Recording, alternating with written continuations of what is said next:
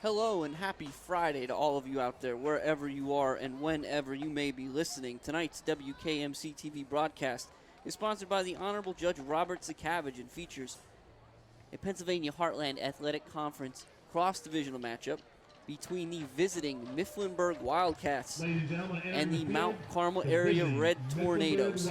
My name is Jimmy Lesko. I've got Dan Lesko with me up here in the booth. Jose Gonzalo, as always, supports us from the sideline.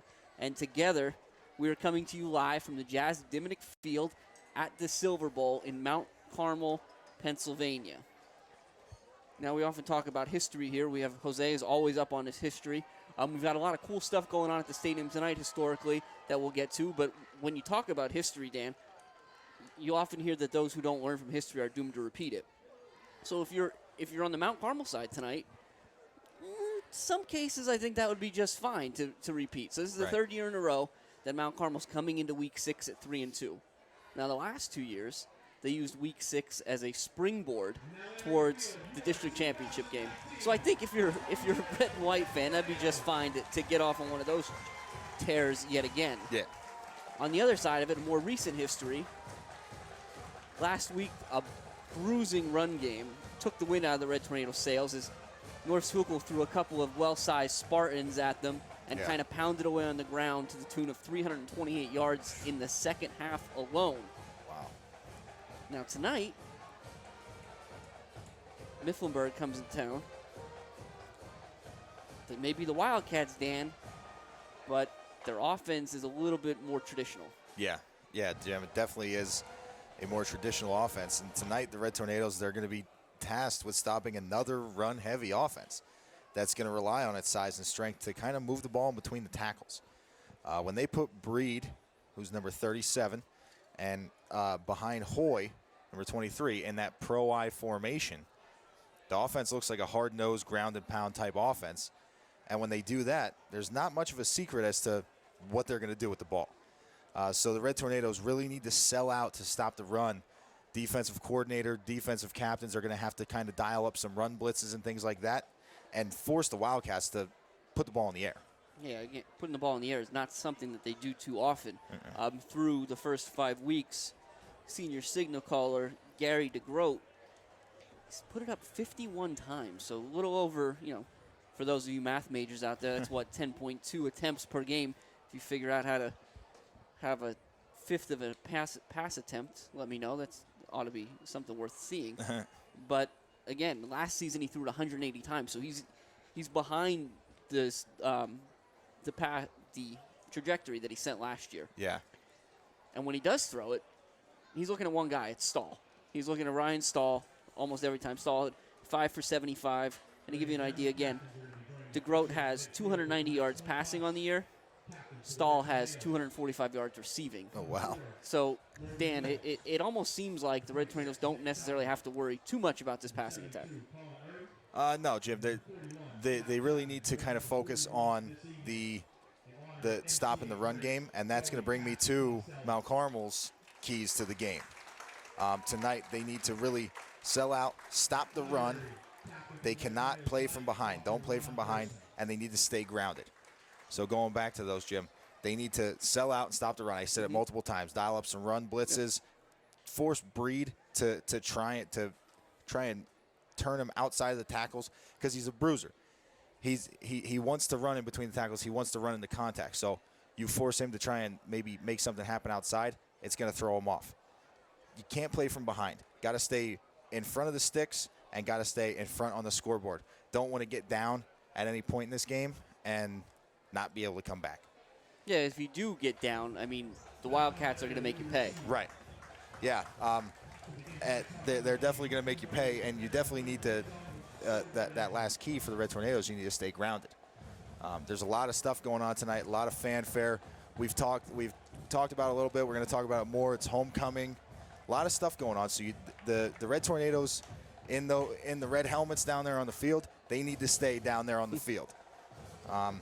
And going to Mifflinburg's keys to the game, number one, they need to feed Breed. He's been the guy running the ball and doing what he needed to do all year. They need to make MCA one-dimensional, and they need to get off the bus. So get off the bus. What do I mean by that, Jim? I mean, it's a fairly long drive from Mifflinburg High School to the Silver Bowl here. They need to make sure that they don't come off this bus flat-footed. Sure. And they need to start right now with their defense taking the field against this Red Tornadoes offense. Number 50, Gabe Stetler doing the kicking for the Wildcats, and we're underway here at the Silver Bowl. That's going to be number 7. And he makes a nice move. He gets across to 30. Again, for the Red Tornadoes, number 7, Brock Everett. So the Red Tornadoes will start their first drive of the night. We'll see exactly where they marked it. It got a little messy in there for a second, but it'll be about the 33-yard line. Yeah, Jim, and Everett there, like you said, made a nice little move there. Kind of was able to pick up a little bit more than it looked like he was initially going to get. So the Red Tornadoes in decent starting position, starting field position to start the game. Now we saw the Red Tornadoes win the toss and elect to receive. So that's not something we often see, but this is this shotgun double wing, and it's a snap to the up back of Daukus. He's across the 35. Give him the 37. Yeah, nice little play there to start the game. Coach Dara seems like he likes to do that a lot. Kind of come out, first play, hit him with that quick hitter, because now the defense has to be prepared for it. They have to be ready for it to come. As Reisinger comes up to the line, we've got Chapman and Wills in the wings. Wills number 4, Chapman, we're in 41 tonight. We'll talk about that a little bit later, but this time it's Widener up over the 40. There's a flag thrown in the backfield. Yeah, so we'll see what this turns out to be. It's going to be a legal shift against the Red Tornadoes. Didn't see that one. Maybe the motion guy got upfield there to start. I wasn't able to see where it came from. It came a little late, it seemed like, the flag, but negated. What was that, about a 2-3 yard run from Widener? Yeah, we'll see where they set this back. It'll be back around the original line of scrimmage. It'll be right at the original line of scrimmage, so we'll run this back for a 2nd and 10 from the 33 now. 11-17 left in the opener. And the Red Tornadoes are going to come out with Chapman and Wills in the tight end. It'll be Daukus and Burkowski in that H-back slot off to the right. Reisinger has Widener to his left. Burkowski comes in motion, but it's Widener off the left side across the 35. He'll pick up 3 out to the 36, and it'll bring up the Red Tornadoes' first 3rd down of the night. Yeah, and Jim, we said in the keys to the game, they don't want to get behind in this game and being behind the sticks. They want to kind of stay on schedule with this offense. We talked about it a little bit last week, that this was kind of the theme for last season, is stay on schedule. Back going to this shotgun wing, you have to stay on schedule. 3rd and 7 is not the position that they exactly want to be in with this shotgun wing offense. Widener on his way out. That's number 34, Joe Bendis. He's going to take his spot next to Reisinger, and it's going to be Bendis up the middle, and he has nowhere to go. So a great surge there by the Wildcat defensive line, and it's going to bring up 4th down for Mount Carmel. Yeah, and Jim, a lot of the time, Joe Bendis is sometimes he's put in there to spell Widener as the kind of the pass blocking back. So that's when I saw Bendis running out there, I thought we were going to see some sort of play action with the Red Tornadoes going over the top, but gave it to Bendis and nothing really developed there. For the Red Tornadoes, it'll be number 41, Jack Chapman, doing the punting. 13 and 8 for the Wildcats. A great punt by Chapman is going to be fair caught by number 8. That's Andrew Deal at the 28-yard line, and that's where the Wildcats will start their initial drive tonight. Very nice punt there by Chapman to get things started. And we're going to see this tough offense. We'll see what they decide to come out with. They do multiple sets. They predominantly run out of the pro I, but they will run twin split and double twins, which looks like we're going to see twin split here to start. 2 to the right, 1 to the left for the Grotes in the shotgun. Take the snap, and it's an out to Breed. And Breed's going to do exactly what he always does. He's going to come hard, put his head down, and try to bang forward. But nice job by the Red Tornadoes there. Stop him after a gain of 2. And like I said, Jim, if you notice, that he's not running to the sideline to try and get yardage. Breed's not. He's taking that ball, and he's looking for the first red jersey to hit. And as we see a little substitution, was that Hoy that just came in? and now we're in the pro I set. So Mount Carmel really needs to be tough up the middle. And it will be Breed behind Hoy, and he'll try to get off the right side, but a great tackle by Daukus, dragging him down. Really nice job there by Daukus, playing that defensive end spot and able to just get a hand on Hoy or on Breed, and that's a big man for Daukus to pull down with one hand, but he did it. Yeah, you talk to people about this Mifflinburg team and Breed in particular, and the one thing they tell you is, hey, don't grab him up high. You're not going to get him down. Right. Well, Daukus begs to differ. It's an offset eye now out of the Wildcats. It's going to be play action. DeGroat moves up in the pocket, but Chapman, again, wearing that 41, sniffed it right out. Gets a big sack in the backfield on 3rd down. It'll bring up 4th and 12, 13 even, and the Wildcats will punt. And, Jim, that was one of those situations there where they didn't run out of that pro I set, but the play action, it looked like the Red Tornadoes did have some sort of linebacker blitz on, which is what they're going to need to continue to do throughout the game. That's a great punt by Antonyuk down to Burkowski, who takes it to 35, picks his way. Now he does get to the sideline. He makes a couple guys miss. It's a good run there, good return by Burkowski into Wildcat territory. So the Red Tornadoes will start their second drive in the night at the 44-yard line of the Wildcats with 8:08 remaining in a scoreless 8:08 remaining in the first quarter. I'm getting ahead of myself, Dan. The first quarter of a scoreless contest. Yeah, Jim, we need to see the Red Tornado offense kind of get rolling here. Started off 5-yard run to start the drive last time. Penalty on the next play. Couldn't really come back from that, so they need to not shoot themselves in the foot here and move those chains. Reiser going to hand it to Burkowski on the inside handoff, and Burkowski's got some space. He's across the 30. He's got to make one. Nice move. Makes a great move on deal, and Burkowski's going to go in untouched from 44 yards out. The Red Tornadoes are going to jump out to a 6-0 lead with just under 8 minutes left. Yeah, Jim, that's a great move there from Burkowski. As you said, he had one man to beat out there in open field, and he was able to do it. And I just want to give a little shout out there, Damon Daukus. I saw him with a huge block to kind of set that up. They're trying to stop Burkowski and ate him up and didn't give him a chance to make a tackle. Stellar drills the extra point, and so the Red Tornadoes will jump out to a 7-0 lead. And again, we said it was a 44-yard run, and Chapman is not wearing number 44 tonight. He's wearing number 41 in honor of one of the most respected Red Tornadoes you're going to find out there. Absolutely. Number 41. Casti. Joe Costello. Joe Costello, yeah, Casti. He was played from 1993 to 1996. He started as a freshman defensive end in 1993, which it wasn't a common thing for freshmen to be starting under Coach Joe Jazz Diminick coach team. He started 54 consecutive games as a Red Tornado. Whew. He set freshman records of 68 tackles and 8.5 sacks. He was considered a clutch player with 10-plus tackles in 10 of his 13 postseason games, and he'll always be remembered for the goal line stand against Bishop McDevitt and his will to never give in and never give up. And I believe it's the Costello family believes that Jack Chapman kind of resembles the same character traits that Joe Costello resembled, and that is why they have asked him to wear number 41 tonight. And Chapman's kick is going to go down to the 9.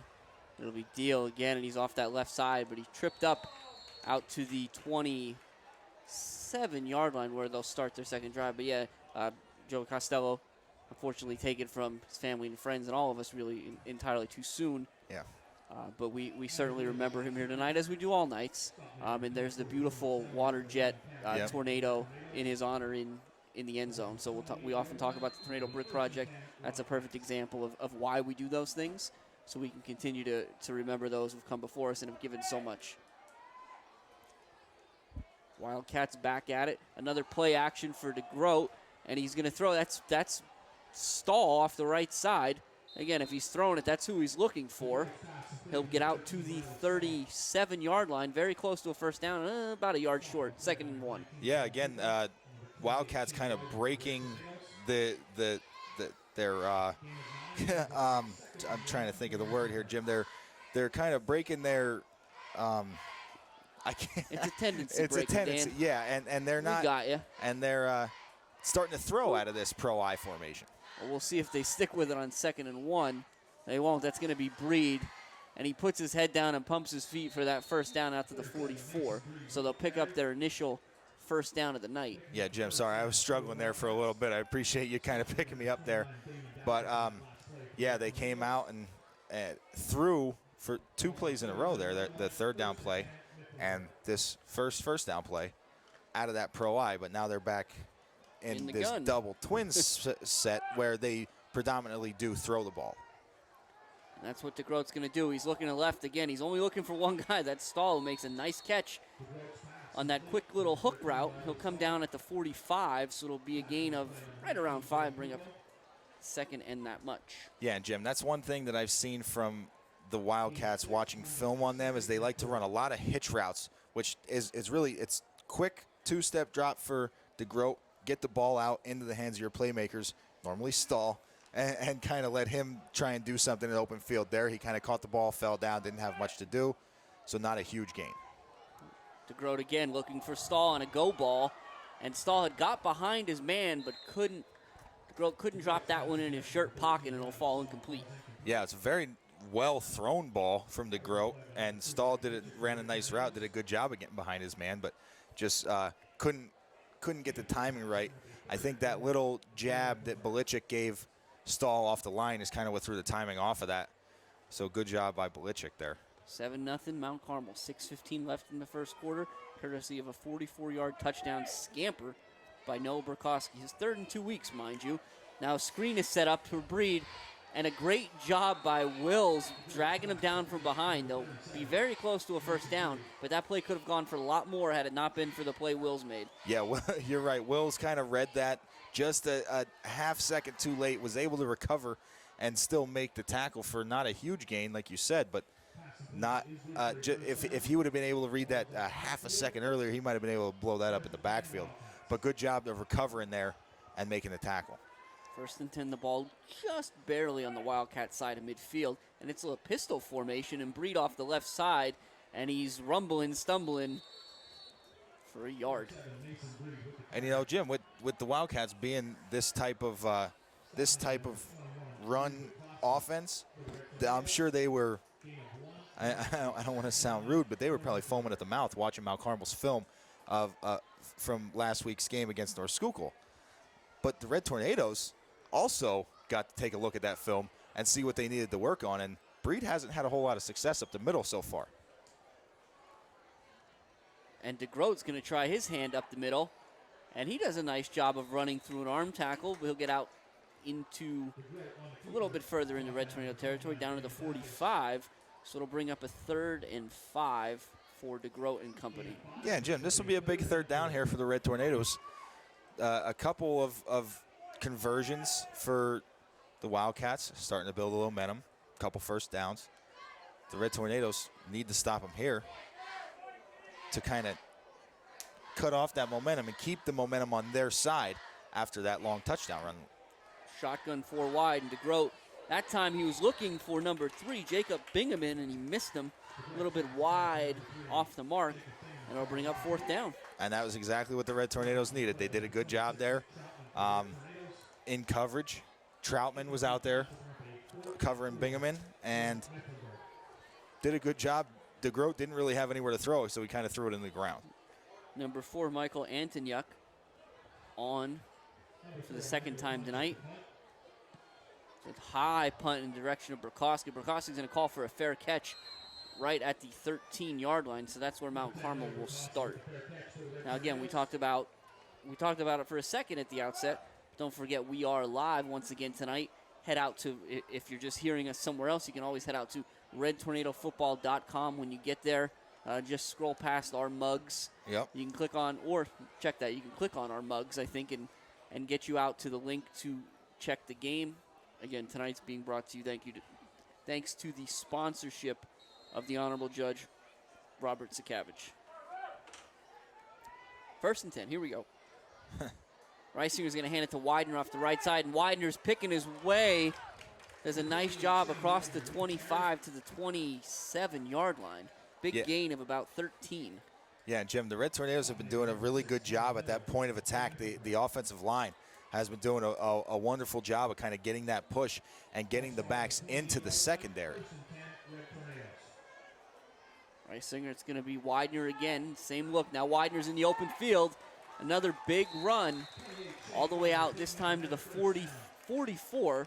So that'll be about another 15 yards. Yeah, and Jim, you see the Red Tornadoes kind of starting to build some steam here. Coach Dara is real quick getting the offensive plays in there. They're real quick up on the line. They want to keep this momentum rolling. And now they're going to go to the play action. Reisinger's got a lot of time. He's going to throw. He has Chapman wide open, and Chapman now he reverses field. He's going to do it again, and Chapman's going to be in. That will be a 56-yard touchdown pass from Reisinger to Chapman. And Jim, a lot of people, I talked about it on the first drive, how you want to stay on schedule with this shotgun wing, this run-first offense. This is not the same offense that it was last year. They're not going to run the ball all the way down the field. They're going to lull you to sleep and make you think that Widener's just going to push the ball and keep getting 5, 10, 15 yards a clip. But then they can play action and go over the top to their Wills, Burkowski, Chapman, all the guys that get out there on the edge, and they can do things like that. And Stellar drills that one. So with 3:46 remaining in the first quarter, the Red Tornadoes have jumped out to a 14-0 lead.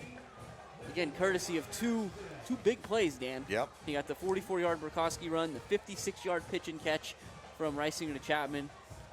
So it's coming up roses right now for the Red Tornadoes. Yes, it is. And their offense is really starting to hit its stride. And Jim, I think you talked about the last 2 years, starting off 3-2, week 6, kind of vaulting them towards that district championship appearance. This is also this is mid-season, and the Red Tornadoes are starting to look like they are in mid-season form. Yeah, and again, we talked about it before. It's been a springboard. Week 6 has been, unfortunately, courtesy of the Wildcats last season. Yeah. The Red Tornadoes are up. They walked it away with that one, a 35-0 victory. Yep. And one of the things they did, and we didn't really get into it too much early, but Reisinger threw for 220 yards and 3 touchdowns. Yes, he did. And so he's off to a good start here in the first 9 minutes. Oh, Chapman's kick is going to be low now. It's going to take a big hop, 2 big hops.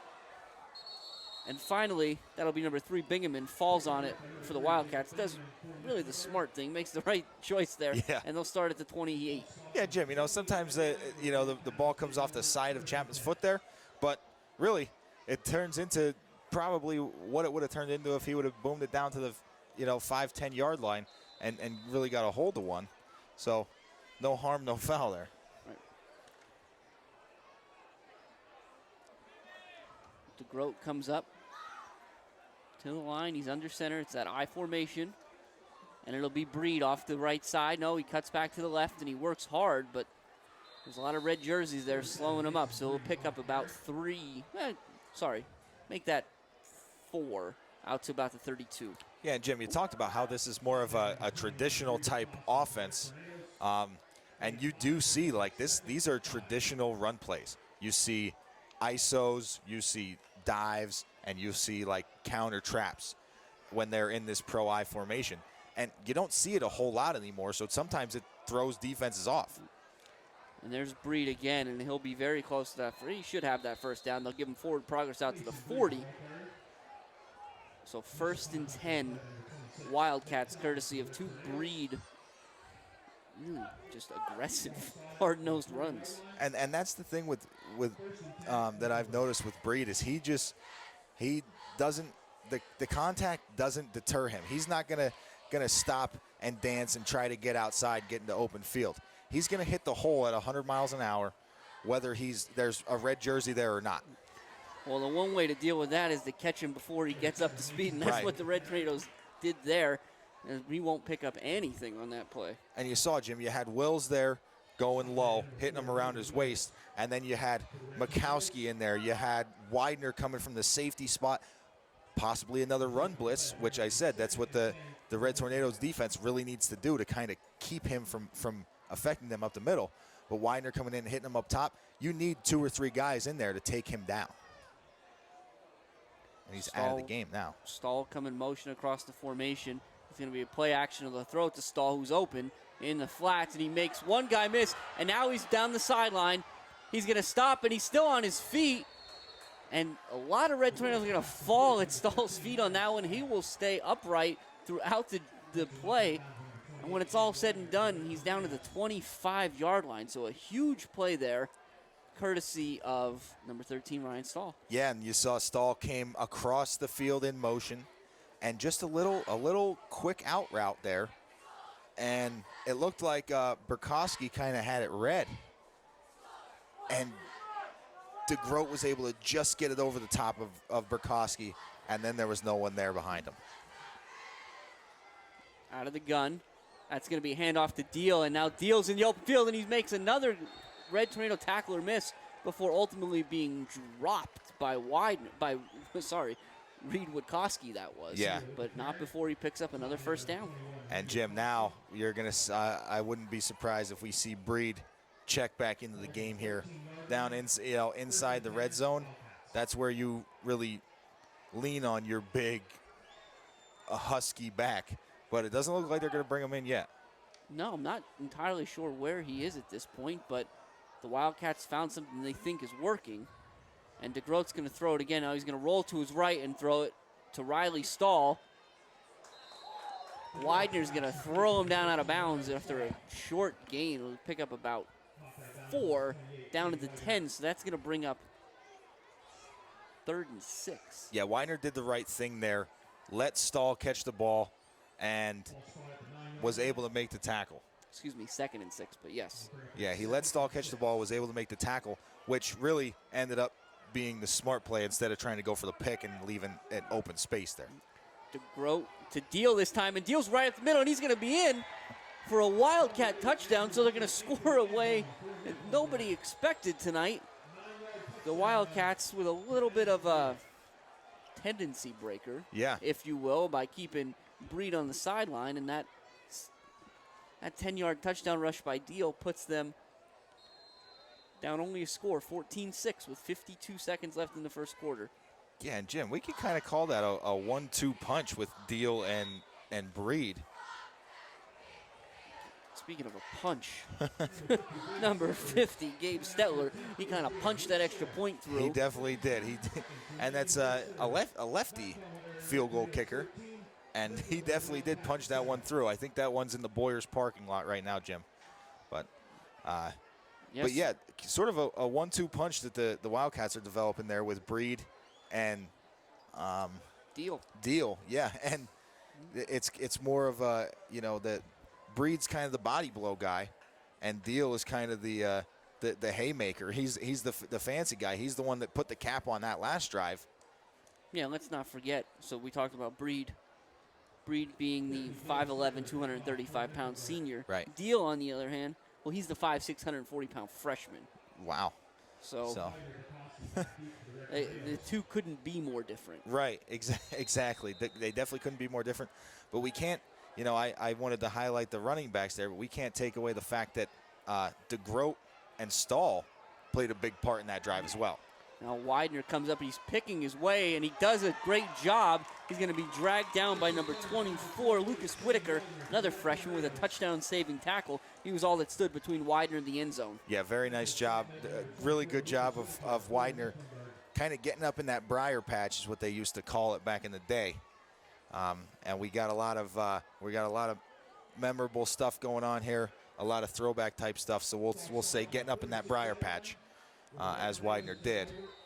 And that's normally where you find the holes to open up. The outsides are always closed up on kickoffs, so you got to get up the middle. Well, Burkowski, now he's in the middle of the field, and he's moving again.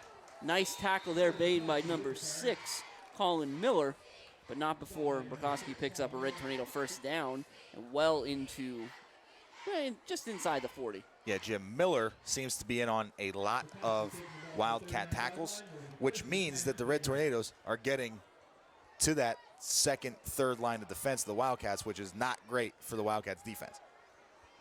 This time they'll fake it to Burkowski, and Reisinger rolling out, and he's looking, and he's got Wills who's open. Wills takes a big shot from DeGroat, that is. But again, he'll pick up another first down. That was a nice job there by Reisinger. You could tell he wanted Chapman over the top and didn't have him, so he took Wills underneath. Yeah, and talked about that again. We continue to see the development of Reisinger and how well he has kind of progressed throughout these couple years, but also scheming the plays, putting guys in Reisinger's line of sight so that he is able to kind of do checkdowns right in front of him. Going to be a tough run there by Widener out to the 21, but there's a flag on the play. It looks to be against the Red Tornadoes.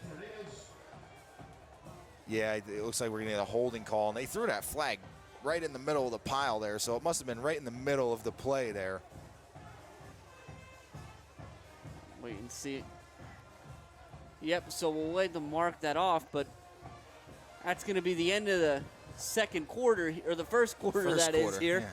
Yeah. The Red Tornadoes are going to go into the break with a 14-7 lead, so we'll see if the Wildcats can claw back into this in the second quarter. Wait, hold on. Now they're calling this is interesting. We've had a lot of fun with officials this year, Dan. I'm thinking because the penalty probably occurred before the play ended, they probably have to run one more play with no time or something along those lines. Or they have to get over the ball and let them run the clock. I already used my Wildcats clawing back in line. I can't use it again. No, you definitely can't. Nobody knows what's going on. This is going to be an untimed down. These are my favorite kinds of downs. Reisinger on a 1st and 20 is going to hand it to Burkowski, who... Nope, excuse me, that was Daukus, it looks like. No, I think... Nope, Pupo. All right, third time's the charm. Right. And we're going to take a second shot at ending the first quarter here. So again, at the Silver Bowl, at the end of the first quarter, the Red Tornadoes are on top 14-7. We'll be back with the second quarter in a second. Is that enough seconds, Dan? Yeah, I think so. I think that was good. Hopefully we're going to be going to the second quarter here. I don't know what's going to happen. Yeah, right. Well, I'll tell you one thing. If you're watching this, if you're able to see it in the second quarter, again, we talked about it a couple times tonight. Tonight's game is being sponsored by the Honorable Judge Robert Zakavage. And just to remember that the sights and sounds of tonight's game are coming to you live, cast each week. For ways to support our efforts, or call 570-339-1500 for more information. So, and again, so you hear us on Friday. We've done this before. You hear us on Friday nights here. You can watch us, redtornadofootball.com. And then on Wednesdays, you get to enjoy it again thanks to Service Electric. That's channel 13 for you Service Electric customers out there. And this is number 13. Reisinger is going to keep it himself off the right side across the 40 down to the 44-yard line. So I'll bring up third and about 19. Yeah, it looks like third and about a long way here, Jim. So we'll see what the Red Tornadoes are able to do here. Look for maybe one of those play-action plays going over the top, or Mount Carmel to just maybe run and save that play-action play for fourth down, because this is kind of that territory where you're going to go for it. Yep, no play action, just a straight pass. Reisinger rolls out to his left. He's going to set his feet now. He's coming back to the right. He makes one guy miss, gets a big block from Mikowski. Now another big block from Herb. And he finds Burkowski, who breaks a tackle. So Red Tornadoes making plays all over the field on that one, but there's going to be a flag in the backfield. And I think they're probably going to call Herb for having a very good block. And that's what they do now. So this is something, Dan, and I'll be honest, I'll be excited to talk about this. And that will be a block. That'll be a penalty against the Red Tornadoes, so all that goes for naught in a lot of ways. What they're calling there, I believe, it's not necessarily the blind side or backside. It's blocking back towards your own end zone is where they're calling it. Right. So it's not whether you see them or not. Yep, and that's what they're going to get against the Red Tornadoes there. So that'll be a big one, and that's going to be a spot foul. Yeah. So your third and a while turned into third and a mile here pretty quickly. Yeah. But again, that penalty, that's a point of contention across at all levels of football, and that's called. And a lot of that the reasoning for those penalties, Jim, is, back, just a few years ago, those were considered good blocks. Those were those peel back blocks, those decleaters that we like to call. But they are also dangerous. They could cause concussions and things like that. And that is why they are now such a big point of emphasis for the referees.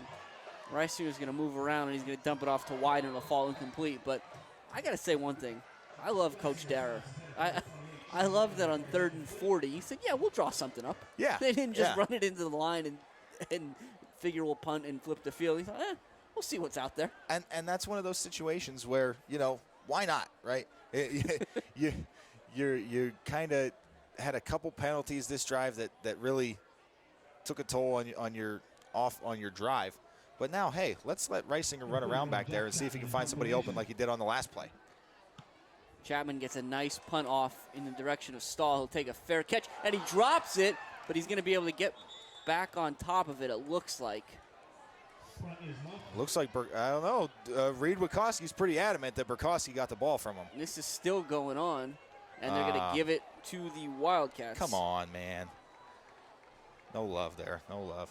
It looked like Burkowski did a good job of kind of rolling on Stahl and getting that ball from him after Stahl had already been down. But now, what's interesting about this is it looks like, the chain gang, good day for them. I don't think they had to move on that one. The change in field position, if you think back to where the initial line of scrimmage was, I think the Wildcats are +2. Yeah. I think the Red Tornadoes had 1st and 10 at the 19, or I'm sorry, their line to gain was the 19, and the Wildcats are going to start at the 21. Yeah, that's not a bad day then. And Breed's back, and he's off the right side, and he's in the open field for a second.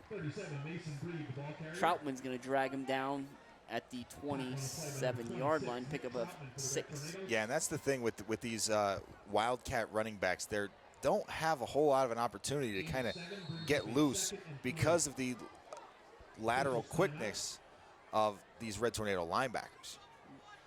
So we're going to get an official timeout here on Sorry, the official timeout is going to be the official, but they're going to send Mikowski out.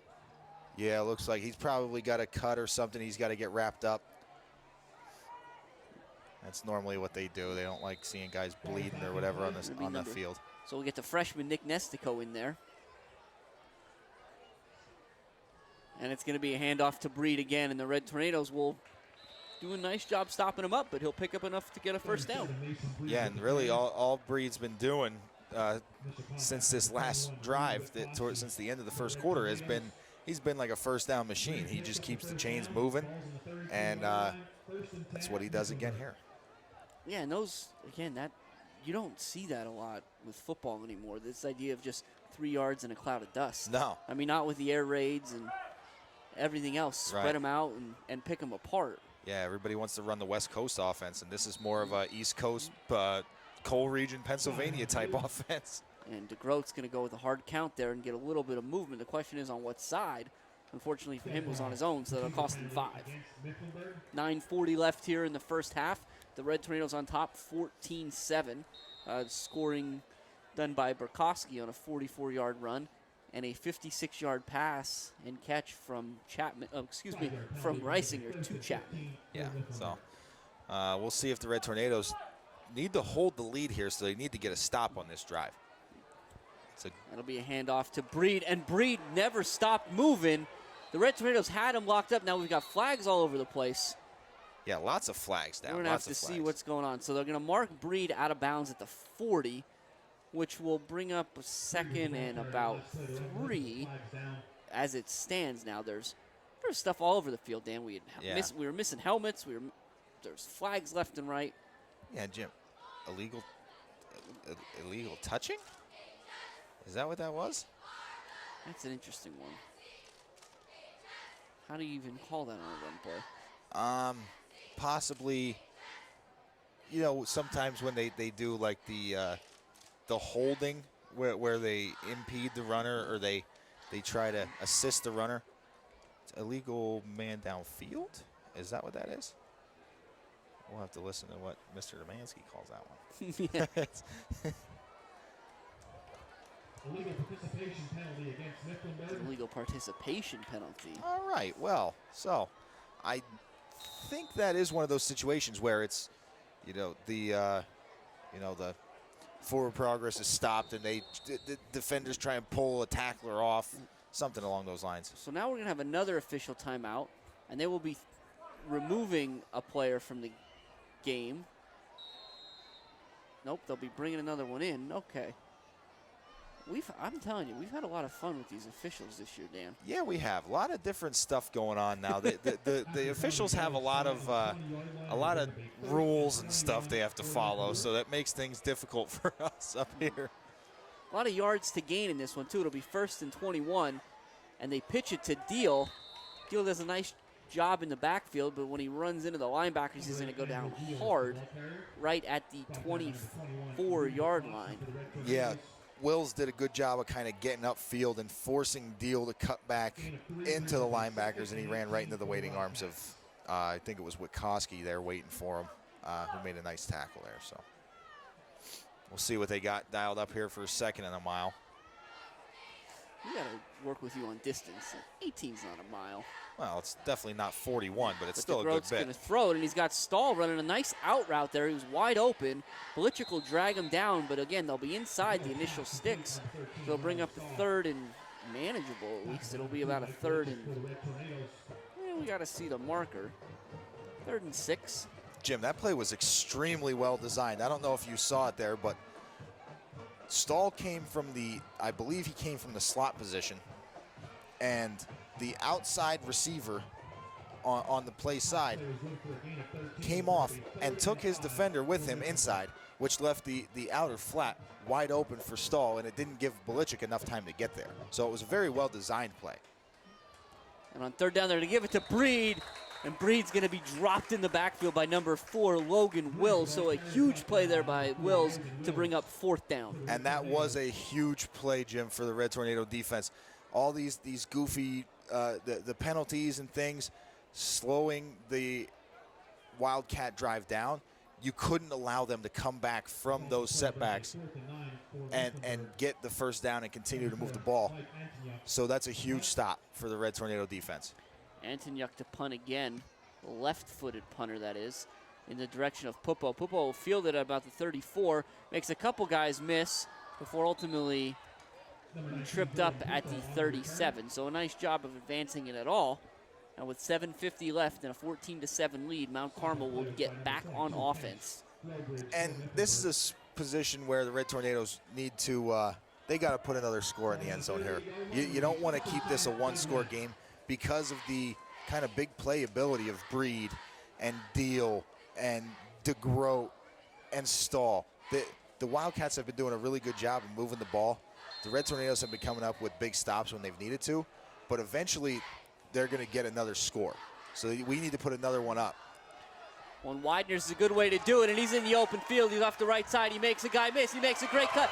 Now it's a foot race. Widener's down the sideline, and Widener's going to score from 62 yards out to make it 20-7 Red Tornadoes. So Dan asked, this is what we were talking about last week. Sometimes you got to be a little more specific. Yeah. That time it worked out for you. Right, yeah. Asking you shall receive, I guess. Widener must have heard me from the field all the way up here saying that we need to kind of put a little distance in this game. And he goes and gets behind his blockers. Again, offensive line has been dominating at the point of attack. And you saw Wills out there in front from that tight end spot downfield blocking with Widener and able to lead the way for him to the promised land. And Stellar will drill that one, and it's going to be 21-7 Mount Carmel. Dan, we were talking earlier, and one thing that it felt like was missing from this Red Tornado offense was the explosive plays, yep. the big strike, the quick strike ability. Yep.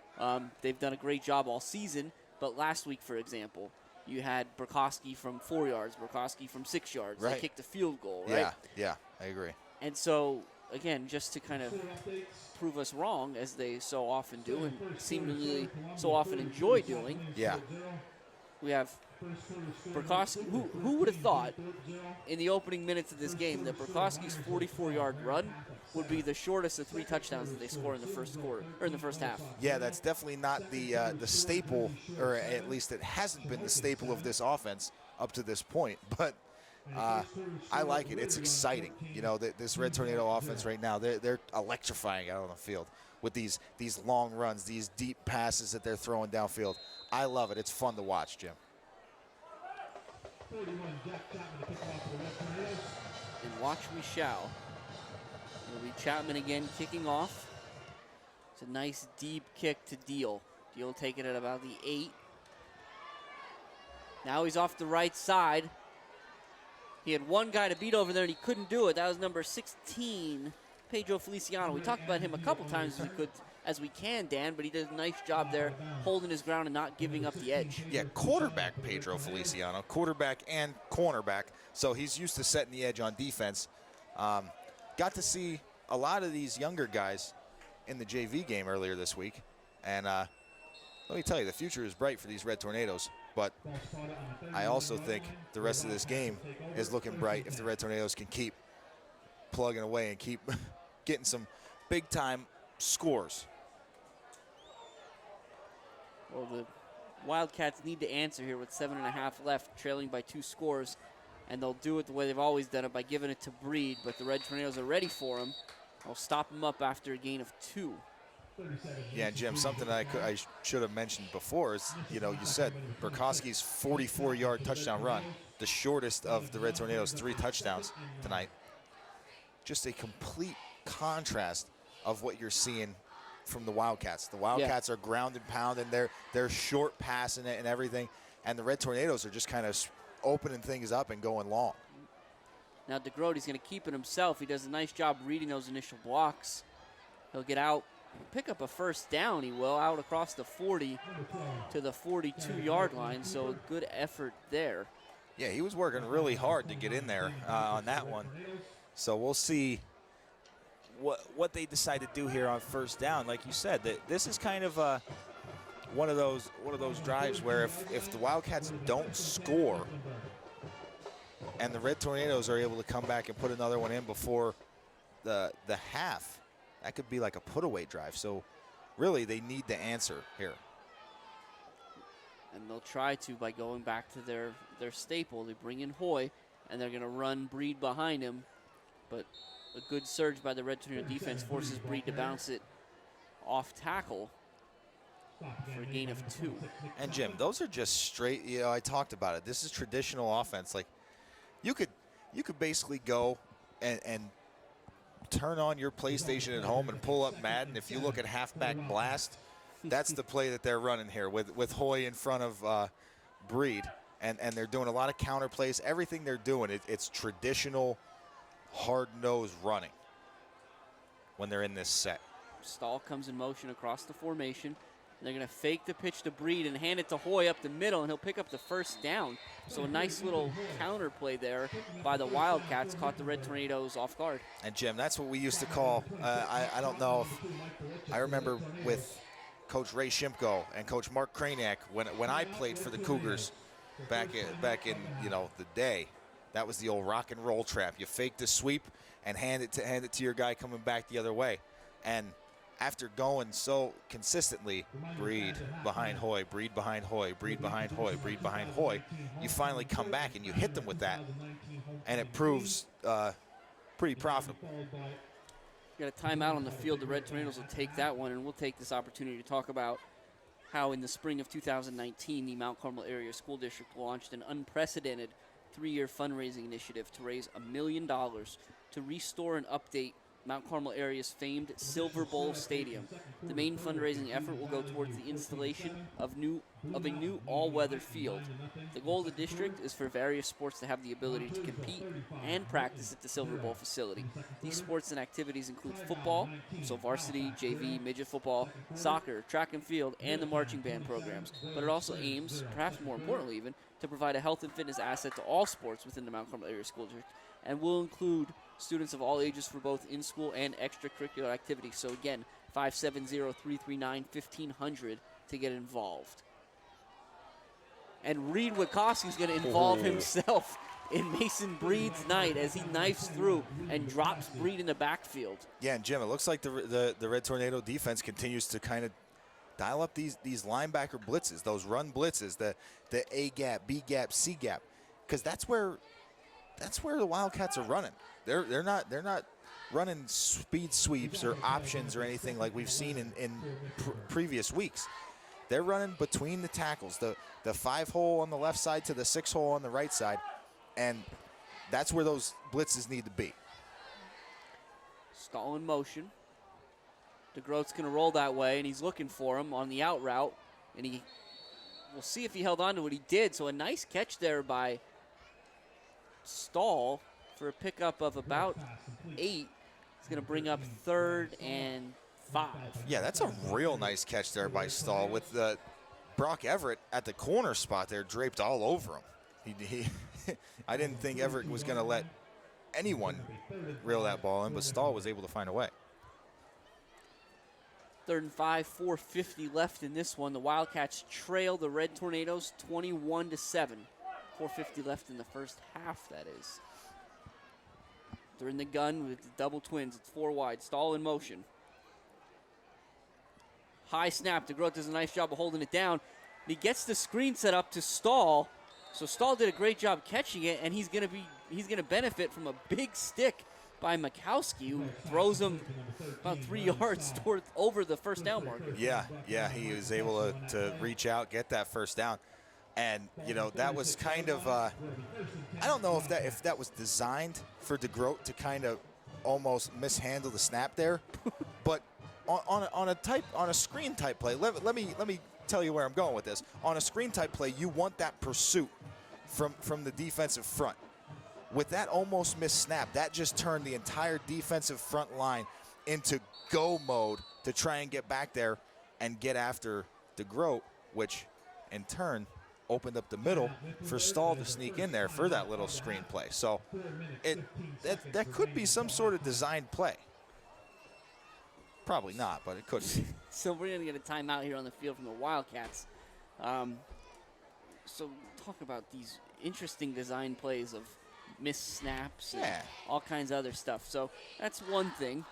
But we also talked early on, again, about this Wildcat offense being traditional, being 3 yards in a cloud of dust, whereas the Red Tornadoes are, their shotgun double wing is kind of a hybrid between new school and old school. Absolutely. And if anybody watched the Eagles game last night, the Eagles and the Packers, you saw Aaron Rodgers throw it 4 times on 1st and goal from the 1. So a lot's changed, and we have an honored guest here tonight, an honored MCA alumnus, yes, Dr. Ron Grossman. He's going to chat with us for a minute at halftime. And one of the things that I want to pick his brain about, again, he played with Coach Diminick in the 60s. Yep. One of the things I want to ask him about is this evolution, the way football has changed from that to what we see now, where everybody can throw it a mile. And Groat's going to do his, and that's a laser. Everett does a nice job getting his hand on that ball, but that it's a little fall, incomplete. Yeah, that's a very well. Now, Everett draped all over Stall. He wasn't letting Stall get away from him. And does a really good job of, because to be fair, DeGroat put that ball right on the money. Yeah. If Everett didn't get his hand in there, I think it would have landed right into the shirt pocket, as you said earlier, of Stall. So, Everett, very nice job of getting his hand in there and knocking that ball loose. DeGroat, he's going to keep it himself. He's off the right side. Good pursuit there by Burkowski. Troutman, that'll be that finishes him off, but not much for DeGroat. Nowhere to go there for DeGroat.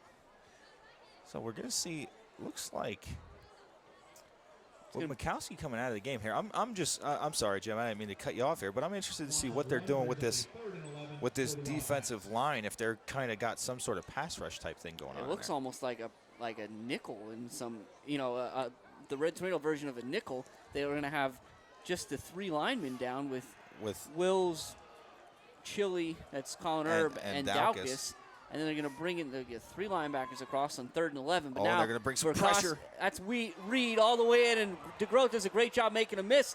And now he's going to move. He'll get across the line of scrimmage and make a 4th down more manageable, but my goodness, Coach Dara showed his cards there, Dan. Yeah, he definitely did. That was the first time we'd seen that. And it was Julian Steller that came in to spell Mikowski there.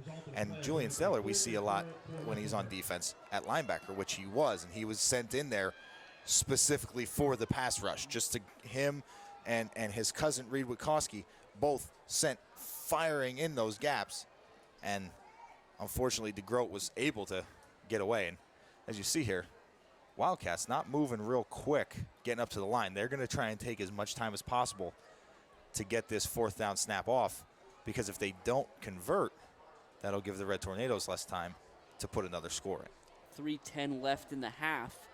Wildcats facing a 4th and 5 from the Red Tornado 31-yard line. They trail 21-7, and Dan, as you said, they seem to have no interest in offering the Red Tornadoes another opportunity. So right as that play clock runs down, they'll take their 2nd timeout of the half. And so we'll take an opportunity here. Again, we talked about it before with Jack Chapman wearing number 41 at the request of the Costello family tonight, in honor of Joe Costello. And we mentioned the beautiful water jet tornado in the Tornado Brick Project. And for those of you out there listening and watching that want a little bit more information on the Tornado Brick Project, well, I have good news for you. So again, the school district, they've begun a Red Tornado Legacy Brick Project at the Silver Bowl. For those of you that haven't been here in a while, it's where the creature bleachers used to sit. It's the project includes the 6-foot by 6-foot water jet image that we talked about before, the Red Tornado logo in the center, and it's surrounded by bricks of all sizes, 4-inch and 8-inch by 8-inch and 12-inch by 12-inch, and all the proceeds go to the general upkeep of the Silver Bowl Stadium. So what you can do, if you purchase a brick, you can get it engraved. It can be in honor of you, your family, a loved one. Yep. Just for the good of the order, whatever you're feeling, however you choose to donate. But again, call the school district, 570-339-1500. 4th and 5, here we go. Snap wide to DeGroat. It's a quick hitch, and he had stalled, but he left it short. We'll see I think now. he's going to be short either way, Jim, but that pass definitely looked like it hit the ground before it hit Stahl's arms. Let's see. For those of you watching, rewind this for a second. Let us know. Yeah, they're going to have to measure this one, but I'm not sure how you can call that a completion. I guess, well, hopefully we get a look here. Yeah, but again, so that Tornado Brick Project, while they check on this, 570-339-1500, or you can email our good friend Jose at rxmanjag. That's J-A-G-G. So, excuse me, rxmanjag at gmail.com. And the Red Tornado defense is going to hold strong and turn them away. So with 2:52 left, Mount Carmel will take over 1st and 10 on their own 26-yard line with a 21-7 lead. Yeah, Jim, I just wanted to talk real quick about how, the Mifflinburg coach, letting that clock run down to 0 before calling the timeout to set up the 4th down play. Coach Dara kind of just stood there on the sideline like, all right, we'll let it run, because we talked about it earlier. 44 yards has been the shortest touchdown of the game so far for the Red Tornadoes. They have that quick strike ability, so expect to see it on this drive. Reisinger takes the handoff off the left side, and he's just going to do what he's done for the last couple years, and that's never stopped his feet moving. He'll be across the 30 to the 32 for a pickup of 5. Yeah, and it seemed as though Widener did a lot of work there for not a whole lot of gain, but that you're right. That's exactly what he does. He trusts those blocks. He had his hand on the back of Chili out in front of him and just had him lead him all the way to the 5-yard gain that he was able to get. And this time it's Bendis, Mount Carmel's own version of change of pace between he and Widener. Yep. And Bendis out across the 40 for a 1st down. So the clock will stop with 2:17, and Mount Carmel is a 1st and 10 at their own 42. And, Jim, I'll talk about it till the end of time. I love Bendis, Widener, all these Mount Carmel running backs because they finished their runs. Bendis wasn't just going to get tripped up there. Bendis put his shoulder down and delivered a hit at the end of that run. And did a nice job. Rolls to his right, and he tries to rifle it in there to Chapman. He had him, but it was a little bit behind, so it'll fall incomplete. Yeah, just a bit behind Chapman. He was rolling. He didn't have any time to really set his feet, and Chapman kind of had to stop. And because it's a cooler night, the field's a little slick today. But good job there by the Tornadoes. No harm, no foul. incomplete pass, stops the clock, kind of reset. Yeah, there was a nice peel back block there by Bendis as well to help Reisinger get sprung to the outside. And this time they'll give it to Bendis up the middle. Does a nice job keeping his feet. He'll be close to mid. They'll catch him earlier than we thought maybe. Wow. Yeah, not a great spot. No. Back at the 48, it'll be 3rd and 4 as the clock ticks under 140. I guess if you're in midair, they're going to stop your forward progress, apparently. And it's Bendis again, and that's a great play there made by, let's give him a jersey number. That's going to be number 54, Cade Dressler. And I think we're going to have a Mifflinburg timeout here. Yeah. A huge They want play. the ball back. That's a huge play made by Cade Dressler. He'll drop Bendis right at the line of scrimmage. Kind of just reached up from the ground, grabbed him, and threw him down. Yep, yeah, did a really good job there, kind of standing tough. And I hope Coach Dara goes for it here on 4th down.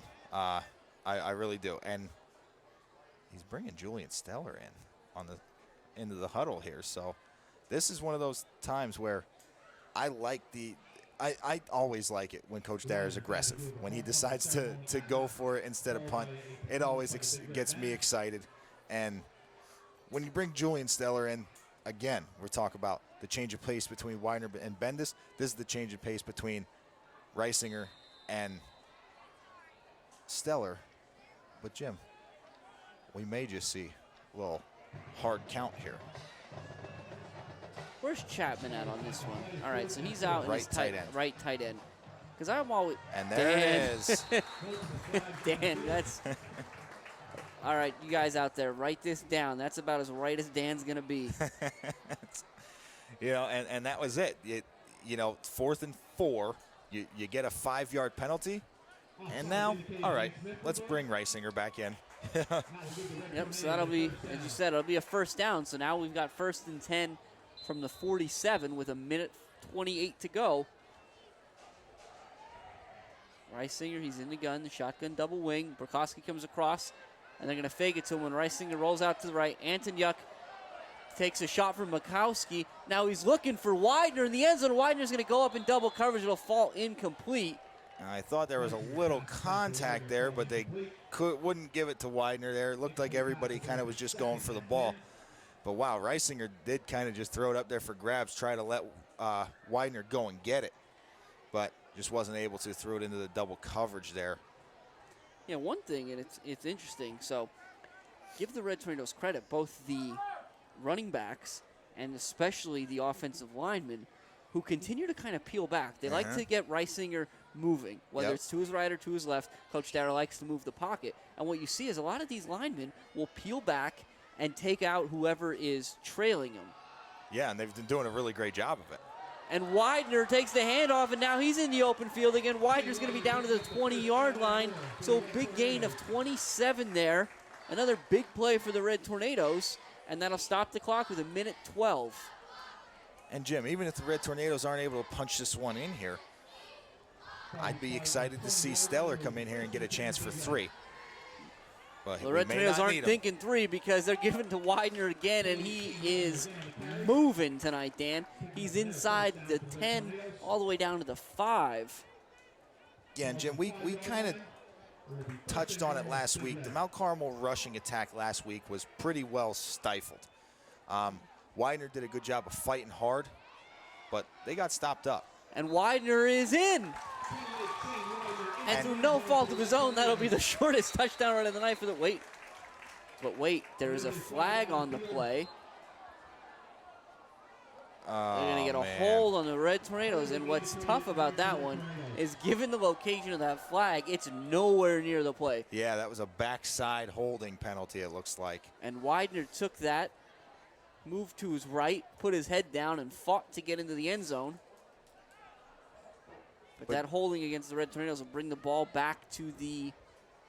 About the 14, it looks like. Yeah, we'll call it the 14. So with 44 seconds left, the Red Tornadoes do still have 2 of their timeouts. So they've got a couple options here. Yeah, definitely have a lot of options here. They got to get something going. And it's Widener again, and he's just running so hard. He'll get down to about the 6. Clock's ticking now under 35, and Coach Dara is going to use his second timeout.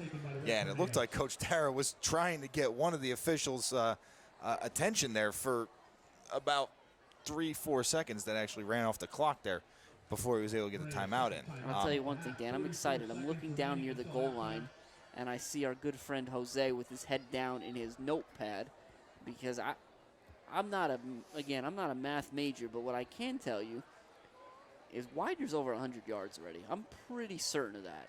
Yeah. Again, he had the 62-yard touchdown run. He's got a couple 20-yard runs on this drive. Yep. So he's going to be over 100 yards. So I'll be excited to hear just where he is, as it's nice to see him really – he's breaking out tonight. Yes, he is. And that's where I was kind of going with that. North Schuylkill did a really good job of kind of stuffing him up last week. And this has been kind of his coming out party. And, yeah, we talked about it. This is his chance to, I believe, move into the top 10 rushing yards list. But this time it's going to be Stellar out of Wildcat. And the ball's on the ground. And it's going to be recovered by the Wildcats in the end zone. So that'll be a touchback. And with 28 seconds left in the first half, the Wildcats dodge a bullet. Yeah, because Stellar, if Stellar was able to spin and hang on to that football, he would have been in the end zone for a Red Tornado touchdown. So definitely dodging a bullet there for the Wildcats. As I said earlier, Jim, that would have been that put-away drive that the Red Tornadoes were looking for. And as upset as I am for the Red Tornadoes, I'm just as upset for, I think that was Mikowski, who had, for a split second, had a shot at scoring a touchdown, recovering that ball in the end zone. Right. And it just squirted away from him. And that's going to probably take us to halftime, Jim, with Mifflinburg not having any more timeouts. They'll give it to Breed off the right side again. He'll pick up 2 out to the 22-yard line. And it's not Cal Stanford here, but the band is on the field. Currently waiting, again, homecoming festivities tonight. And our festivities will commence just in a moment as the first half has come to a close. The Red Tornadoes on top 21-7, thanks to 3 big plays, 3 big touchdown scores. Just missed a 4th. But again, at the end of the first half, it'll be Red Tornadoes 21, the Mifflinburg Wildcats 7. And again, homecoming court introductions and crowning will be followed by a performance by the Big Red Band.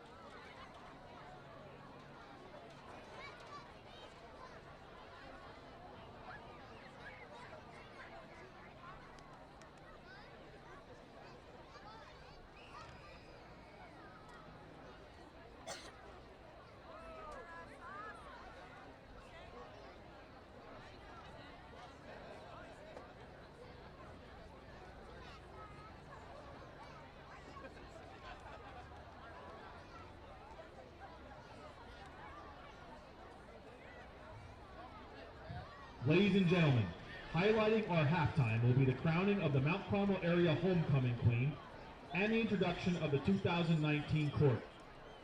Homecoming is a tradition at Mount Carmel Area that has honored MCA students dating back to 1952.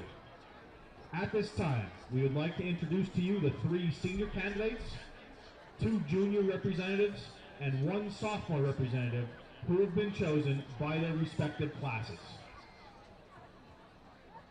Our sophomore representative is Madeline Fort.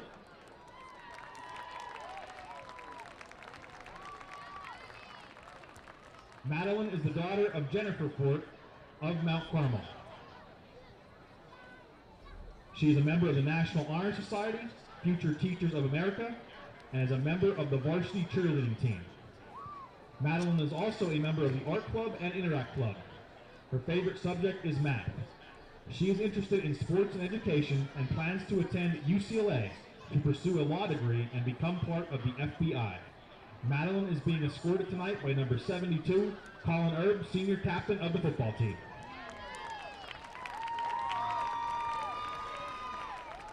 Our first junior representative is Claudia Morris. She is the daughter of Lou and Gina Morris of Mount Carmel.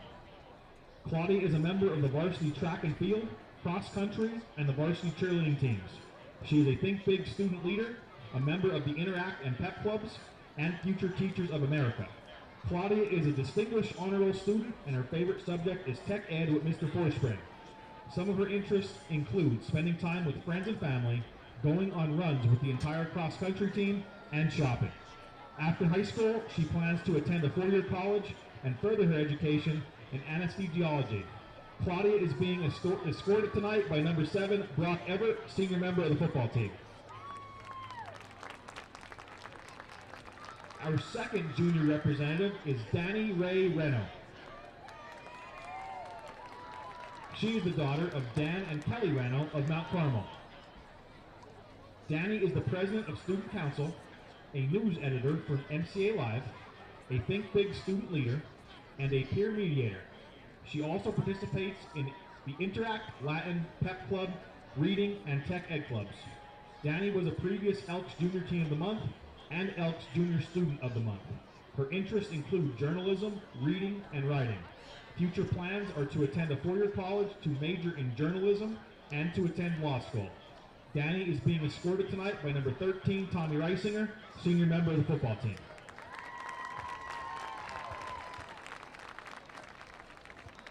Our first senior representative is Josie Adams. She is the daughter of Ben and Amy Britton of Coltmont. Josie is an honor roll student and a member of the National Honor Society. She is a member of the varsity track and field, cross country, soccer, and basketball teams. Josie is a captain of the varsity cheerleading team and participates in the Bloomsburg University ACE program. Josie is also a member of the Future Nurses and Future Teachers of America and participates in Powder Puff football. She is also a member of the Art, Interact, Pep, Reading, Spanish, and Tech Ed clubs. Josie is a Think Big student leader, and interests include shopping and volunteering her time by doing community service. Future plans are to attend a four-year college to major in biology. Josie is being escorted tonight by number 4, Logan Wills, senior captain of the football team.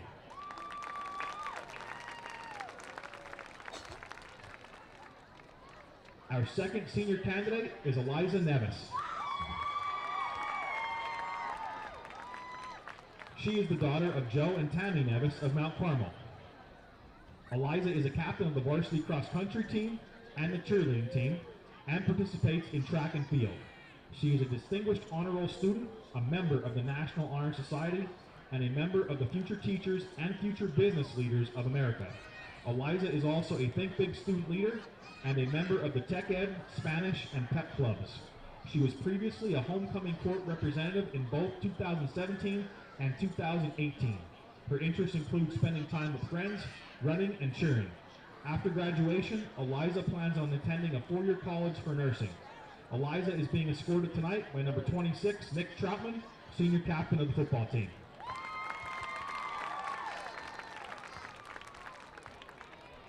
Our third senior candidate is Madison Sosky. She is the daughter of Bob and Mary Sosky of Mount Carmel. Madison is an honor roll student and participates in varsity basketball and varsity track and field. She is a member of the Future Teachers of America and the Interact, Pep, Spanish, and Tech Ed clubs. Her favorite class and subject is Tech Ed with Brock number 7 and Shane number 28. Her interests include hanging out with her friends, camping, and fishing. She plans to attend a 4-year college to major in criminal justice. Madison is being escorted tonight by number 41, Jack Chapman, senior captain of the football team.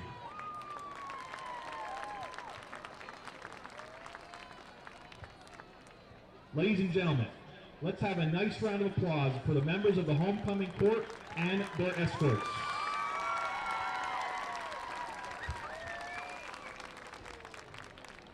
The final moment of anticipation has arrived. So at this time, I would like to introduce to you the 2019 Homecoming Queen of Mount Carmel area, Eliza Nevis.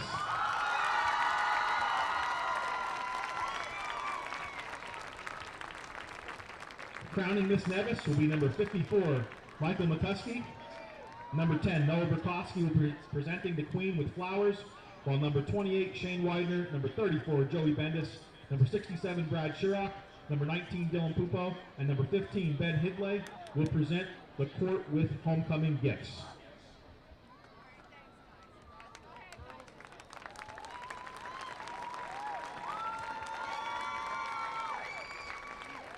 As these lovely young ladies are being escorted to their seats, we would like to take this opportunity to thank Sam Ryan and the high school maintenance staff, Deb Parkansky, Marcy Muriello, Cassandra Niglio, Kelly Demansky, Greg Halliday, and everyone else who was involved in helping with tonight's homecoming festivities. Your preparation is truly appreciated and does not go unnoticed. Congratulations again, 2019 Homecoming Queen, Eliza Nevis.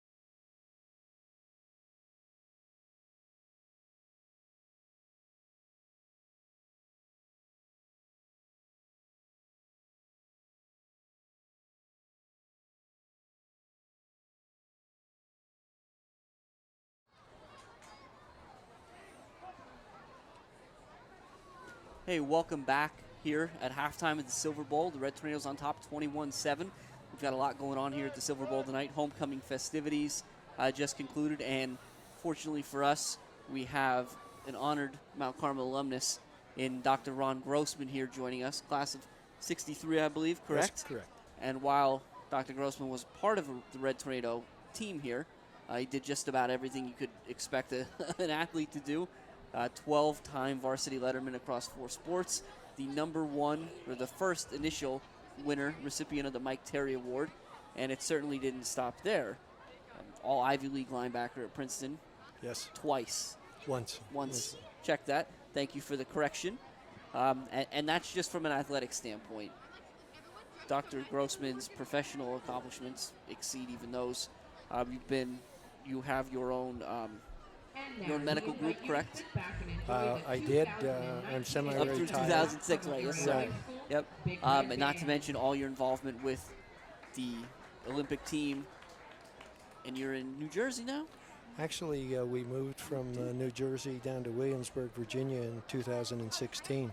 Goodness. That's terrific. Looking for a little warmer weather. Yeah, I can't say I blame you. We're fortunate tonight. It's a beautiful night here at the Silver Bowl, as it often is, and at Jazz Diminick Field, and you played for Coach Diminick. I was on Jazz's first team, and we had a very good team. We needed somebody who could kick an extra point. That was the only games we lost were 13-12, 13-12, and a 6-6 tie with Pottsville. But we could have used somebody that could have put the ball through the uprights after we scored. Well, yeah, it's a different game today. We were talking about that a lot throughout the broadcast, and we continue to talk about it. The Mifflinburg team, they do a lot of power dives, 3 yards in a cloud of dust kind of stuff, whereas more often than not, you see teams like to open up their offense, kind of spread it out. So how have you felt as you've kind of seen, again, you're a linebacker, you're old school, and you've seen kind of this game totally change? Oh, absolutely. Just to give you an example, when I was at Princeton, we were the last team running the single wing. we weren't even running T formation at the time. And what you actually see nowadays is a lot of single wing. There is no quarterback under center, okay? Yep. Usually you have a halfback or a fullback back there to block. And the line has assignments basically on where the person in front of them is. So some of it hasn't changed. What has changed is the size of the athletes. Yes, sir. And the speed of them. There was a young, I think his name was William Harold from Shamokin, who was 335 pounds. He was the biggest guy there. In Shamokin, they had to have his uniform handmade so that he could fit in it. Of course. Well, and your time with the Olympic team, did you experience the same over the course of your career and your involvement there? Kind of see the evolution of the athletes? Well, yeah, I was with some of the teams, like the ice hockey team, and I did some tours with them, as well as the rowing team. I mean, I was varied all over the place. So you would see these kids start out, and they are still kids. Sure. And migrate up a ladder, okay, which gets very narrow at the top. And to see the competitive efforts that they have to go through to achieve the greatness. And even the people who come in second or third are terrific athletes. So, again, we talked about it. You've had a lot of success over the course of your life, both on and off the field. Were there lessons that you learned while you were at Mount Carmel that you've noticed translated throughout your life and that maybe those watching this can take and have, try to replicate some of your success? Well, when I talked at the Rotary banquet, I think was about 2 or 3 years ago, I commented about what a positive experience it was on the playing field. The coaches were never negative. They were what I always called positive strokers, Jimmy. I mean, good job.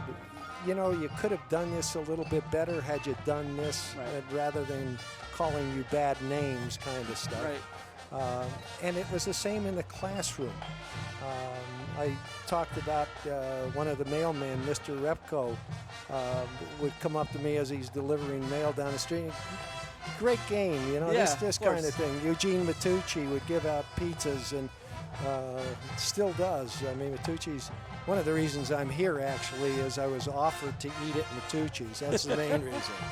Yeah, we love Matucci's, especially Supper Club, but Dr. Grossman, I'm going to let you get out of here. We've got a lot of fanfare going on. A lot of people want to see you. We appreciate you Jimmy, so much. Thank you very much. Appreciate it. It's been an honor. My pleasure. And remember, you can always catch us even from Williamsburg at redtornadofootball.com on Friday nights. Sounds good. Thank you so much. Thank you. It's been an honor.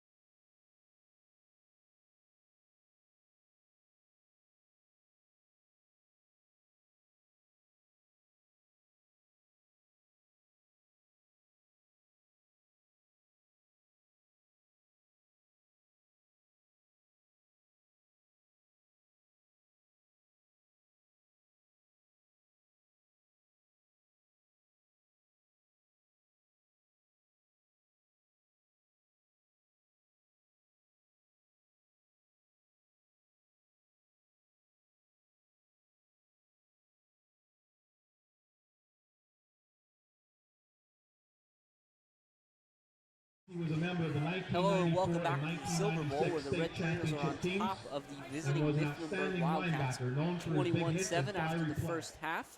I hope you caught our interview with Dr. Ron Grossman, a 63 graduate, during the half. But, Dan, we talked a lot about Widener. Yeah. And what Widener did in the first half. What do you got for us? Well, let's go, since we touched on Widener. Widener, in the first half, averaging 13 yards a carry. 10 carries for 130 yards throughout the first half of the game. Jim, that's only 2 quarters. There's 24 minutes left for that kid to continue to add on to this already impressive game. But going to the team, on top of those 130 yards rushing, there are another 10 carries for 130 yards throughout the rest of the Mount Carmel running backs. Quick, So do the math. on Jim, so right now, 20 carries for 260 yards for the Red Tornadoes. Whew, that's a half. Yeah, that's a very good half, and that's what they needed to do. They had a lot of trouble in the run game last week, so really came out and wanted to establish that run game, and they've done that. And the passing game is being pretty successful as well. 2 of 5 for 68 yards for Reisinger. One of those, most of that 68 yards coming on that long touchdown pass to Chapman. 56 yards. And for Mifflinburg, 24 carries for 86 yards and 9 of 12 for 88 yards. So they are proving that they can throw the ball. So if we go back to those keys to the game real quick, I'll just tell you real quick here before we get started. I'll say for Mifflinburg, their successful key has been feed Breed, because he's been doing Breed things. You know what I mean? He's been breaking tackles, making tough runs. For MCA, they haven't gotten behind, and they're staying grounded. The fanfare and everything tonight has not overshadowed their play. Well, we're underway here in the second half. Stahl's going to take Chapman's kick and get a nice return out to the 25-yard line. Again, he doesn't go down. He just kind of gets pushed out of bounds. Yeah, Stahl continues to do that, and credit to Jose, our affiliate down on the sideline, who is always on top of things. You mentioned it in the first half when Widener, we were getting down towards the end zone there. Jose there with his head in his notepad. He's always on top of those stats. So big shout out to Jose for getting us those stats for the first half there. And we'll see what the Red Tornado defense is ready to do. I'm more interested at this point in the Wildcats, as Breed is not in the backfield. It's going to be DeGroat rolling out to his right. He's under pressure, and he throws it to nobody in particular. He's out of the pocket, so that's going to be okay. Out of the pocket. But again, that's just deal in the backfield with him. Breed is standing on the sideline. Yeah, and I was a little more concerned at the fact that the referee pointed to the receiver that was about 12 yards past the ball.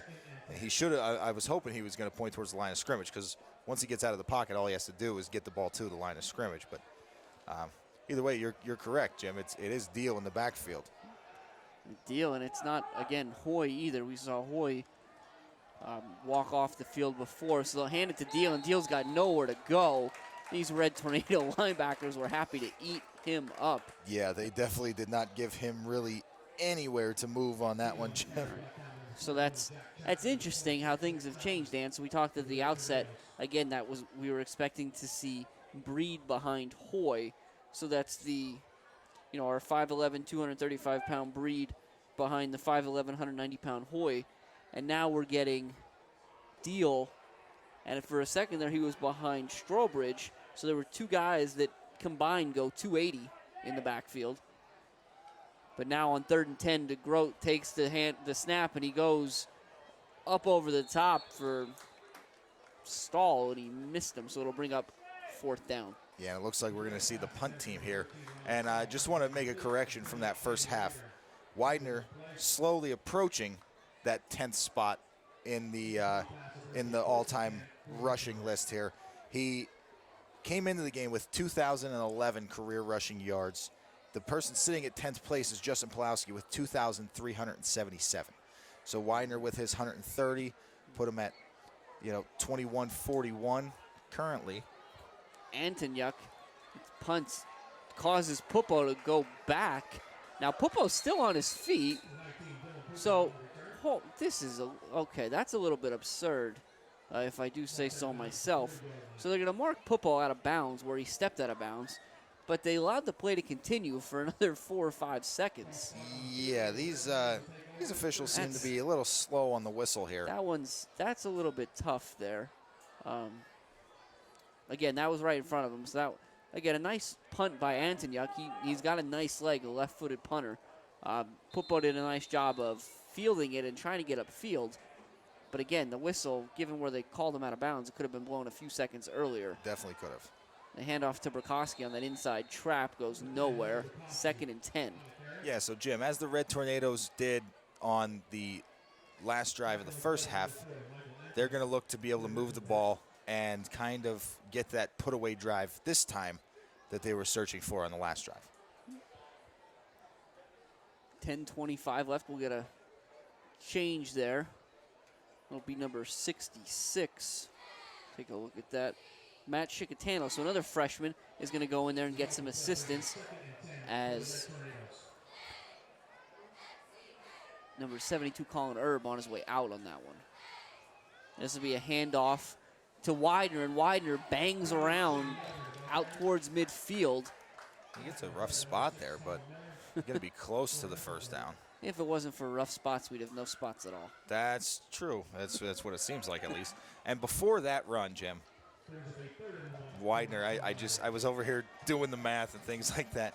He needs, after the 130 yards he had in the first half, he needs 236 to get to that 10th spot. So we got flags all over the place. We got a legal motion penalty against the Red Tornadoes. So he needs 236 to get to that 10th spot, but the Red Tornadoes need a yard to get to the next set of downs. Well, now they're going to need a little more. It'll make it 6 yards here. But, Jim, I think it's strange because the Red Tornadoes have ran this offense for so long that these illegal motion penalties seem almost like maybe it's the officials. They don't understand the motion going on. I'm not sure. I don't know. That's Widener off the left side, and he got a yard. But again, based on some other things, he needed 6. So it'll bring up 4th and 5. And we'll see what Coach Dara does on the Red Tornado initial drive of the second half. Yeah, I think you go for it here, Jim. Well, he's going to send out Stellar. Oh, it looks like the punt team Yep, now. that's the full punt team. Okay. Try and pin him deep here with Chapman. Not a bad decision. It's going to be Stahl and Deal back deep for the Wildcats. They're standing around the 15-yard line. It's a high snap for Chapman. He does a nice job fielding and getting the kick off. It's a good kick. The Wildcats are going to get out of the way, and it's going to take a Red Tornado bounce. It's going to be down inside the 5. And Pupo will pick it up at the 4-yard line. So a huge pump by Chapman. And that'll wind up being about a 59-yarder. Well, Jim, you gave me the credit earlier for being right, so give Coach Dara the credit this time for proving me wrong. I wanted them to go for it there at 4th down, but sending the punt team out proves to put the defense in a really good spot here to get the ball back for the offense. 51-yard punt, excuse me. 8:30 left in the third quarter. The Red Tornadoes on top, 21-7. Wildcats 1st and 10 inside their own 5. DeGroat in the shotgun will take it and roll to his right. And he's going to throw it right in the hands of Chapman. And that's the easiest 6 points Chapman's ever going to score. The Red Tornadoes will get that 4th score of the game in a rather unconventional way. It'll be the pick 6 from 4 yards out for number 41, Jack Chapman. Yeah, and that's a great job by Chapman, kind of just getting out to that flat spot. They know that DeGroat has been continuously going to stall on that between motion that he's been coming through. And Chapman does a great job, reads it, and is there for the easy catch and score. Stellar on to attempt the extra point, and he drills that one. So very quickly, the Red Tornadoes extend their lead to 28-7. So that proves that punt even a better decision than I gave Coach Dara credit for. That was a great punt by Chapman. Chapman set the defense up in that great field position, and then is the one that caps it off by getting the pick 6. And again, for those of you that maybe missed out early on in this game, You'll notice Chapman wearing number 44 in honor of the late Joe Costello. Excuse me, wearing 41 rather than his traditional 44 in honor of the late Joe Costello. At the request of the Costello families, they recognize similar traits in Jack Chapman that they saw in Joe. Yeah, Jim, they talked about Casty being a gamer and being a never give in, never give up type guy, and that's what Chapman's proved to be, and he's showing up big time this game. The huge touchdown catch in the first half, and now the person to start the scoring in the second half with a big punt and then a pick six on the defensive side. So he's definitely showing out with that honor tonight. He's going to kick off a laser to Stahl, who'll take it off the right side and doing what he can to break a couple tackles. He'll fight hard to get out across the 35 to the 36, but there's flags all over the field on this one. So we'll see how the referees kind of work these out. Yeah, we'll see what the call is. That'll be a hold against the Wildcats on the return. That'll be a spot foul, so we'll see where they're going to hit him with this one. They'll call the hold right at the 30. They'll mark off the 10. It'll be 1st and 10 from the 20. Again, the Wildcats trailing on the road here in Mount Carmel. Jazz Diminick Field, Silver Bowl. One of the best places you're ever going to watch college or high school football on a Friday night. It absolutely is, and we still don't see Breed in the backfield, Jim. And DeGroat is going to hand it off to, again, it's not Breed. Is that Try Lloyd? to catch a jersey number here. Is that 25 in there? Yeah, Logan Lloyd, I believe. Yep. So that'll be Troutman on the tackle, but no gain for Lloyd. So 2nd and 10. And Jim, I'm wondering if they're trying to go, Mifflinburg realizing that they're down 3 scores, that the kind of ground and pound that they get from Breed may not be enough at this point of the game. So they're trying to get their quicker guys, their kind of big strike guys in the offense. And they're 4 wide. They bring Bingham in across the formation. And DeGroat's going to take on a kind of a go route. And he had Stahl. Everett took a shot trying to bat it away, but really it went through Stahl's hands. Yeah, Everett did a really good job again, kind of like you said, recovering and just getting up there and kind of getting a hand in Stahl's face to not allow him. And it does look like Everett actually was able to get his hand on that ball as well. So now 3rd and 10, we'll see that switch again when Mikowski comes out. And Stellar in. So we're going to see, I'm curious to see, I think we're going to see some linebacker pressure here. And Reed Witkowski, I mean, he's going to just blow that play up.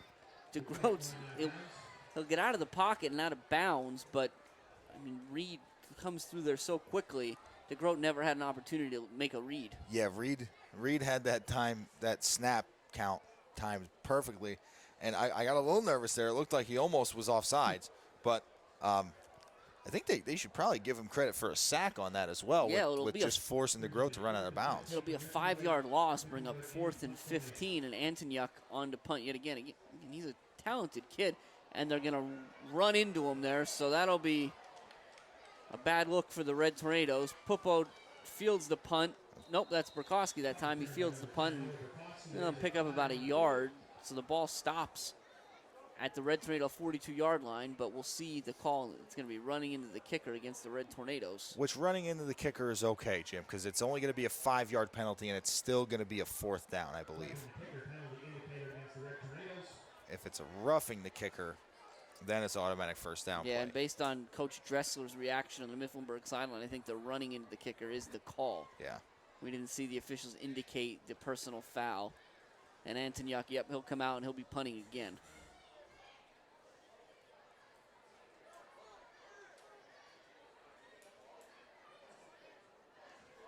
In this case, they may just be are they declining the penalty? That's what it looks like, Jim. They're going to decline the penalty and just put the Red Tornadoes on offense where they're at. Yeah, I think given the way that play broke down a bit,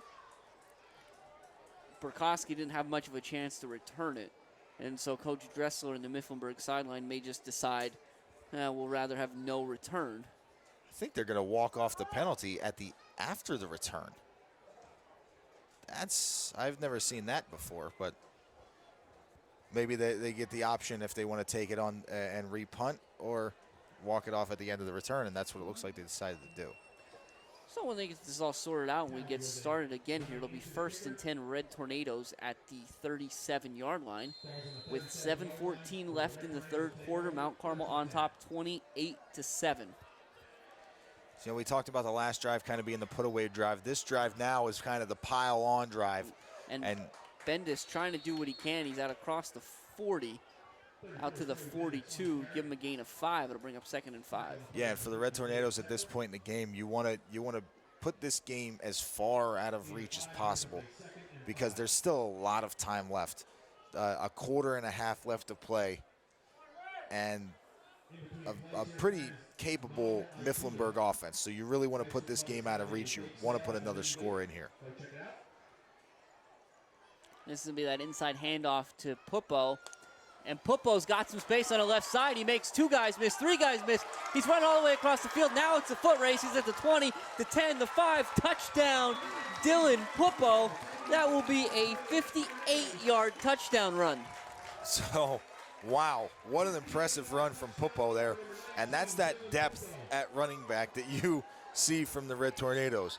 You got guys that from Widener, Burkowski, Pupo, Daukus, Bendis, they all can make big plays happen. And Pupo did it big time right there, making multiple Wildcat defenders miss on his way to a huge touchdown run. Stellar on to attempt his 5th extra point of the night. And that's up, and neck roll and all, Stellar's going to be 5 for 5. Yeah, Stellar's having a good game kicking. Defensively, he's been all over the field as well. And you said, with a little bit of extra gear this week with the neck roll on. Well, yeah, he's like a halfback back there over the last couple weeks. Yeah, he has been. He's definitely been a power back, and now he looks like one. So now, Dan, one thing we get to do, as unfortunate as it was if you're on the Red Tornado sideline, the fumble at the end of the first half that killed that scoring drive. Right. It's never good. You never want to take points off the board. Right.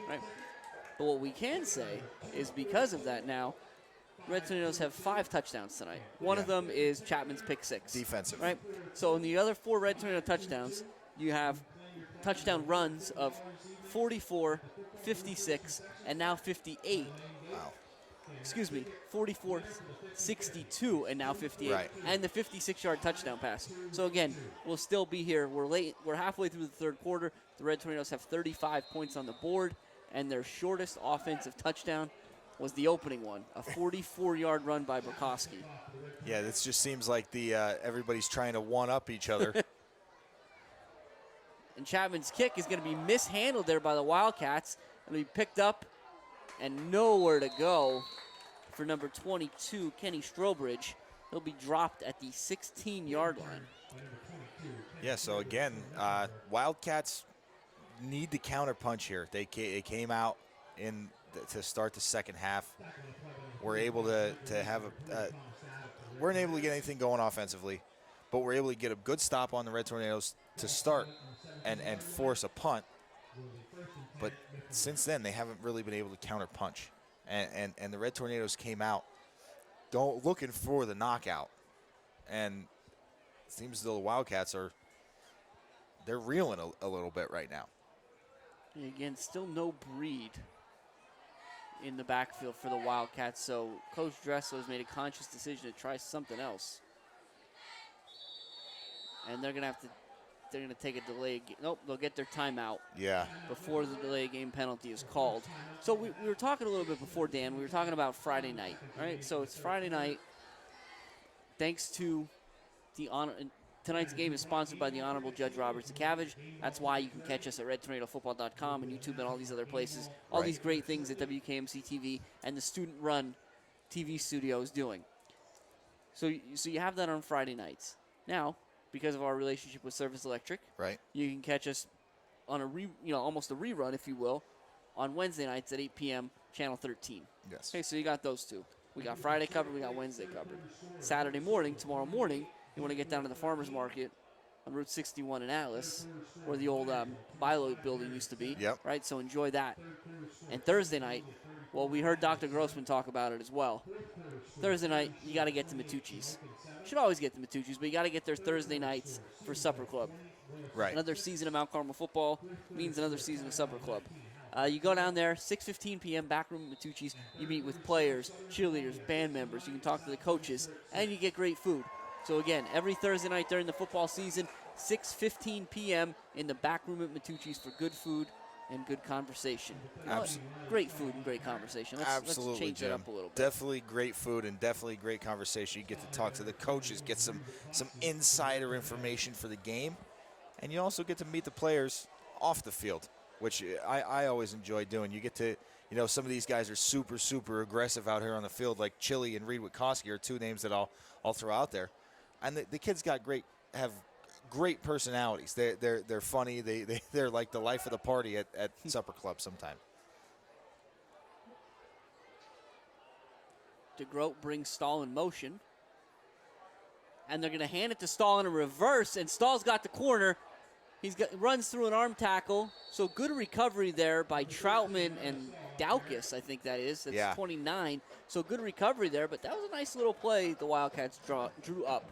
Yeah, and at this point in the game, Jim, it's it's one of those situations. Can't hold anything back now. So really got to kind of pull out all the stops because the offense has been stifled since that first touchdown. 4 wide for DeGroat. 1st and 10 from their own 34. DeGroat's going to go straight back. Now he's under pressure. He's rolling to his right. Now he's going to try to come back across the field. He's being chased from behind.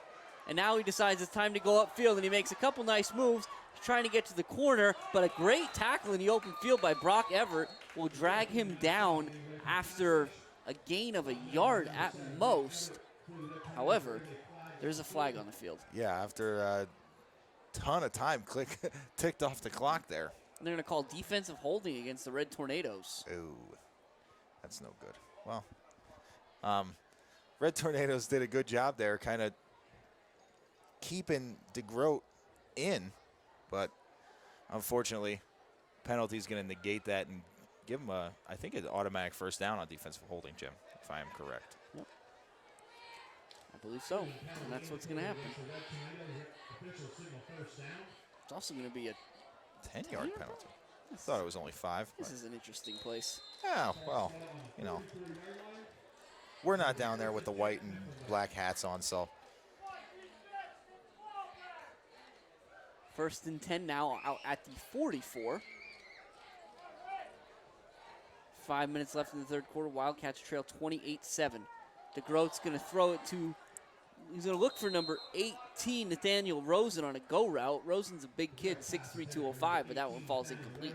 Yeah, and it looked like the Coach Dara and Brock Everett both kind of looking for offensive pass interference because it did look like he kind of pushed Everett out of the way to attempt to get to that ball.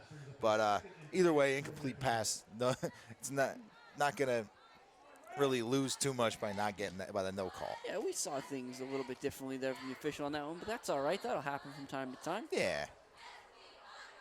Back to the I formation, and Deal takes a stick from Stellar, but does a nice job fighting forward. He'll pick up about 4 on that one, bring up 3rd and 6. Yeah, Jim, that was one of those situations where Stellar brought the boom, but he didn't bring his feet. And that's why Deal was able to kind of keep moving Stellar backwards, even though Stellar put a stick on him, because Stellar kind of lost his footing. And once he was able to regain it, he was able to pull Deal down. He definitely put a hit on him, but just needs to bring his feet next time, and he's going to be driving Deal backwards. Brought the boom, but didn't bring his feet. That's pretty good, Dan. That's why we keep you around. Wow. I'm good for 1 or 2 every week. And Everett's lined up off sides. DeGroat in the gun had Stahl, and Stahl took a shot from Chili, but kept fighting backwards. Now, this is what we were talking about last week, about how some of these spots seem arbitrary. Yeah. If you look at the official closest to us, he's about 6 inches in front of the official on the far side. Yeah, so I'm not really aren't they supposed to be on the same page? I don't know. Regardless, it's going to be 4th and 1, and not much of a decision here for Coach Dressler. They're going to try to make something happen. Yeah, and this could be the drive that kind of puts the final nail in the coffin if the Red Tornadoes are able to get a stop. DeGroat's going to keep it himself off that right side, and Wikoski will swing and a miss, and DeGroat's going to keep moving. So he did a nice job of breaking a couple tackles. Yeah. Picking up a first down for now because, yet again, there's another flag on the field. So this could be, we'll see what happens. It's going to be an illegal motion penalty against the Wildcats. Yeah, so with DeGroat doing a really nice job of kind of working hard for that first down, all for naught, going to move the ball back. Now, as this moves back to 4th and 6, we'll see if Antonyuk comes out. He will not. Yeah, Coach Dressler's going to leave DeGroat. Yeah, I still think at this point in the game, this isn't really a decision for Coach Dressler. He kind of has to be out. That goes back to, that's another question, Dan. Look at this, where this ball's at right now. That's closer to 4th and 7. Yeah, well, I mean, we're not going to complain, right? DeGroat takes the snap, and now he's under pressure again, and he's going to try to get upfield, but he's got so far to go. The Red Tornadoes are sitting in wait.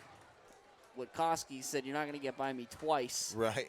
And he stops him right at the line of scrimmage, so the Red Tornadoes will take over 1st and 10 at the Wildcat 46 with 3:19 remaining in the third quarter and a 35-7 lead. And, Jim, I just want to real quick highlight the play of the defensive line. Wikoski, Erb, Daukus, and Wills. They are the guys that are turning these plays inside for the linebackers to make the tackles. They're forcing the quarterback out of the pocket. They're doing all the work and not really getting a whole lot of the glory because they're not getting in on the tackles. But they're doing a really good job of it right now. Reisinger, they're under pressure, does a nice job of throwing the ball away. But, yeah, Dan, absolutely. We talk about the defensive line, and certainly, I think on a night like tonight, you need to talk about the offensive line as well. Again, you don't have three rushing touchdowns without the offensive line doing everything they need to do. Absolutely, and what was it, Jim? 260 yards just in the first Yeah. half on the ground. I mean, the offensive line has really been dominating at the point of attack.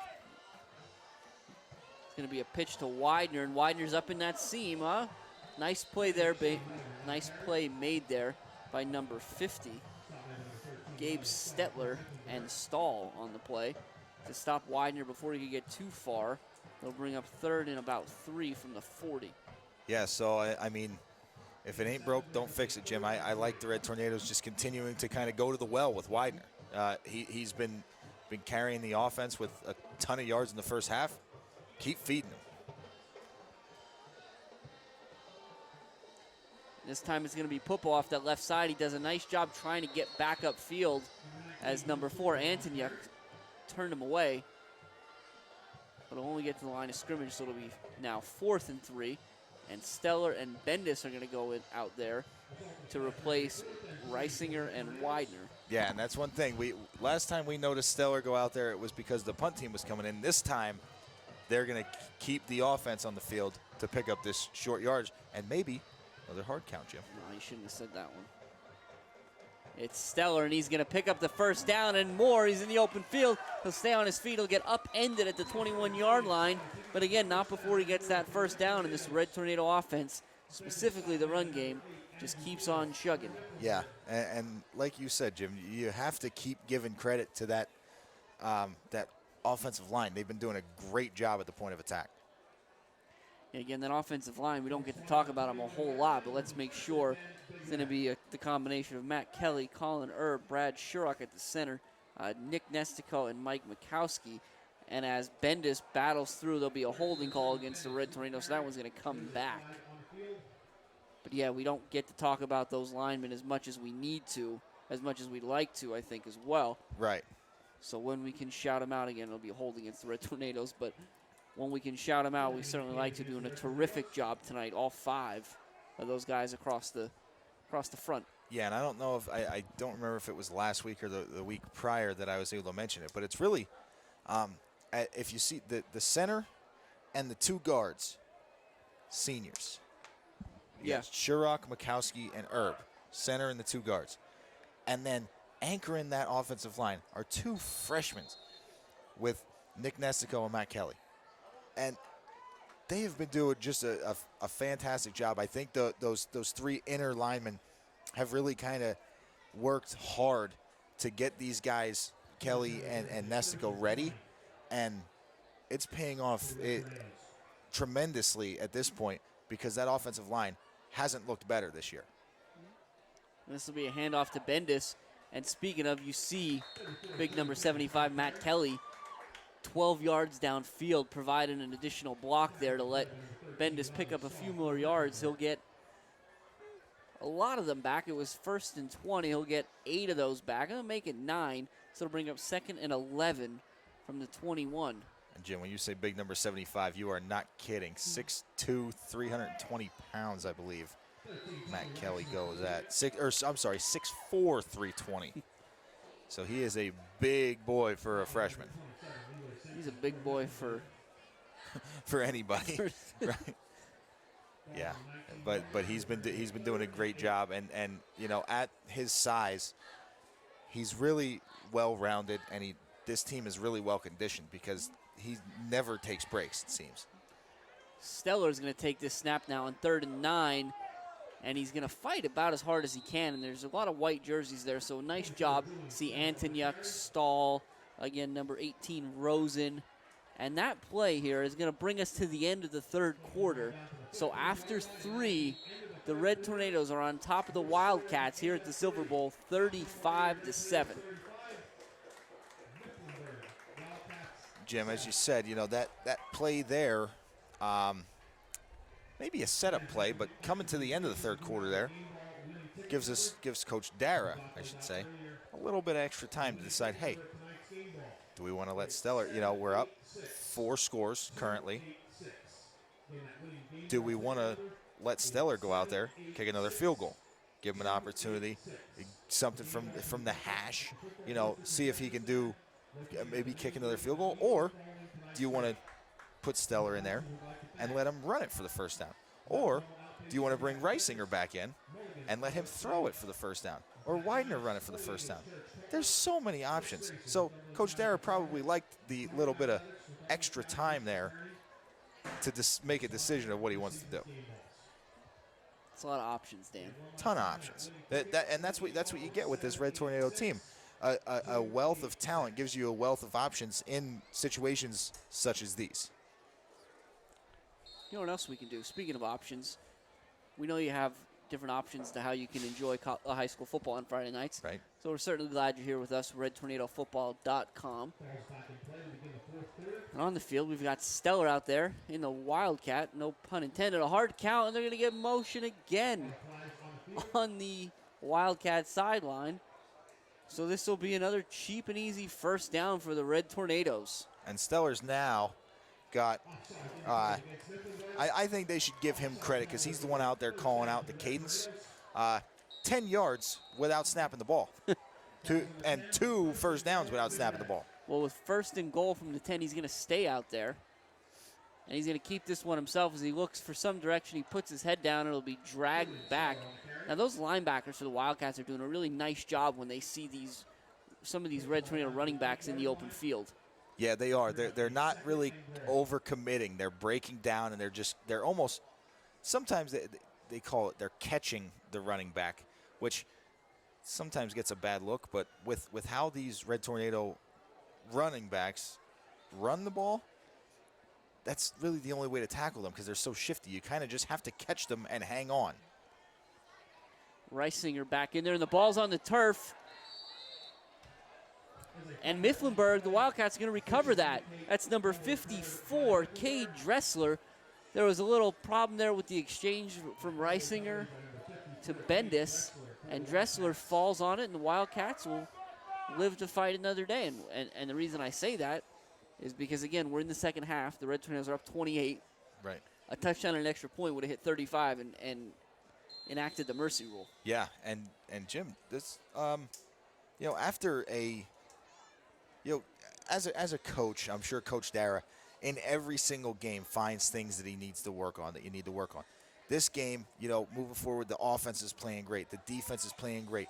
You don't want to focus on the negatives, but now Coach Dara is going to have something that he can kind of point to tomorrow in film session, and it's converting in these red zone opportunities. That's 2 red zone turnovers now in this game, and in a closer game, something along those lines could be detrimental. So this is definitely something that Coach Dara is going to want to talk about, but doesn't take away from all the positives that we've seen this week. That was 27, L.J. Simpson on the carry for the Wildcats. Lose a yard on that one. Bring up 2nd and 11. And now they're actually, DeGroat's going to be out of this one as well. That's number 2, Jacob Wright's a 5'8", 155-pound junior. So he was on the move to the right. Takes a shot in the backfield, and it looks like they're going to get the Red Tornadoes for a roughing the passer. That'll be 15 yards and an automatic first down. Yeah, that's a tough one there. Daukus in really good pursuit there. Just got there half a second too late, and tough call. But that's one of those judgment calls, too, by the official.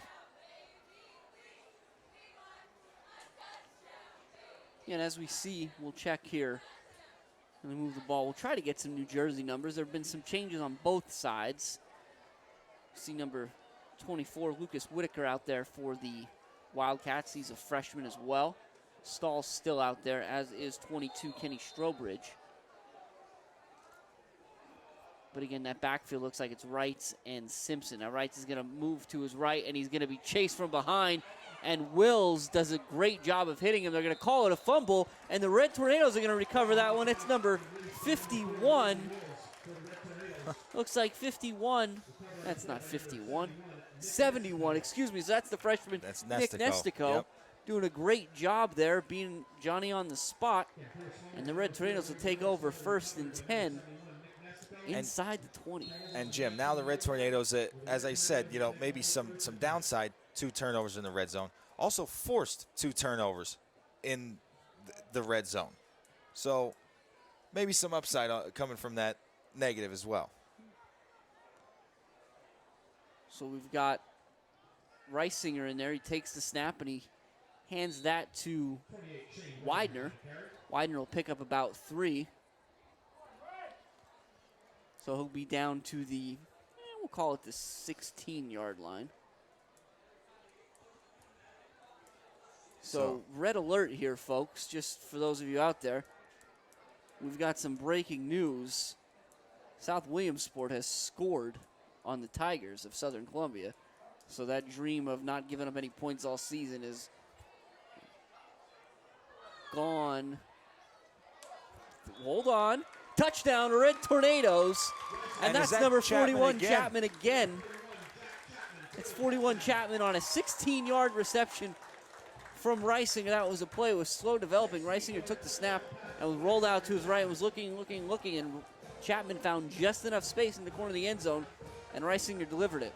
Yeah, Reisinger had I believe there were 4 guys in the pattern there, 2 of them going off of that back side. So Reisinger went through his full progression and then was finally able to find Chapman. So really nice job of Chapman coming down with that, but a really good job of Reisinger finding him and delivering an accurate throw. And Steller's going to drill the extra point, so that's going to make it 42-7, and that should open us up here to a running clock with 9:52 left in the 4th quarter. The Red Tornadoes are on top 42-7. Yeah, Jim, another very nice, the Red Tornadoes did a good job of capitalizing off of the turnover there. And that's I think I talked about it earlier on in the season. That's kind of the mark of a good team, is a team that can go and turn things around and get stops after they turn the ball over, and then put points up after they force turnovers. couple more updates from a score standpoint. We had Valley View and Berwick. Again, undefeated Berwick. One-time Mount Carmel coach, Carm DeFrancesco, out there with 5-0 Berwick. With Dan, he's currently coaching the best defense he's ever had. How do you feel about that? Well, you know, they're in a dead heat with Valley View, 28-28. 28 points is a lot to give up. But so we'll continue to monitor that. That is the fourth quarter, and that Berwick team looking very tough going into this season. And Chapman feeling it tonight, and he's going to drill that one through the end zone for a touchback. So big kick there by number 41 tonight. Jack Chapman, again, number 41, wearing number 41 instead of his 44 in honor of Joe Costello at the request of his family. Yeah. We've got a couple other scores. Central Columbia up 41-7 on 4-1, previously 4-1 Danville, the Ironmen. Jersey Shore, after struggling with Shamokin a little bit, they were in a dead heat. They've opened that up to 35-14. Schuylkill Haven having their way with Monomoy, 57-19. Warrior Run on top of Hughesville, 42-0. That's Hughesville being Mount Carmel's opponent next week. Yep. And that's going to be a handoff to, we'll try to get, that's 25 Logan Lloyd again, so nice run there. But yeah, interestingly enough, Warrior Run on top of Hughesville, 42-0. Warrior Run was subjected to a 42-0 defeat at the hands of these Mifflinburg Wildcats last week. Yeah. So stay tuned next week as the Red Tornadoes travel out to Hughesville. Yeah. And Jim, as you said, you know, Southern Columbia finally giving up their first score of the season. Red Tornado defense here looking to not give up any more in this game. And Wrights, he's got Stahl out there again. Stahl does a nice job shaking a tackler into Red Tornado territory, down to the, call it the 45-yard line, so it'll be 1st and 10. Another reception out of Riley Stahl. Yeah, so Jim, we'll see what the Red Tornadoes kind of do here. A lot of substitution going on. You talked about it earlier. We're going to try our best. I'm going to try and help you out, get some names and jerseys and stuff out there because there's a lot of substitution on both sides. All right, so he's going to pitch that one to 27. That's L.J. Simpson, and he's thrown down in the backfield. 66, I believe that was Matt Chicatano. That's Matt Chicatano, another freshman that Coach Dara spoke highly of. Yeah, and these a lot of freshmen on this team, Jim, that are doing big things. They're proving a lot of worth. Yep. So we got number 3 out there, Tom Davitt. Yep. We have, I see 14, Garrett Verano. Number 6, Austin Garankowski. Looks like number 50, Aaron Elliott. Yep. We'll try to get a couple more of these as we go. It's 2nd and 13. Wrights is going to hand it off to L.J. Simpson again up the middle. He does a nice job running through a couple arm tackles. Who else do we see here? Yeah, I don't know if we got Feliciano's out there, 16. Number 18, Jake Zarski in there at a safety spot. Number 45, Michael Reed.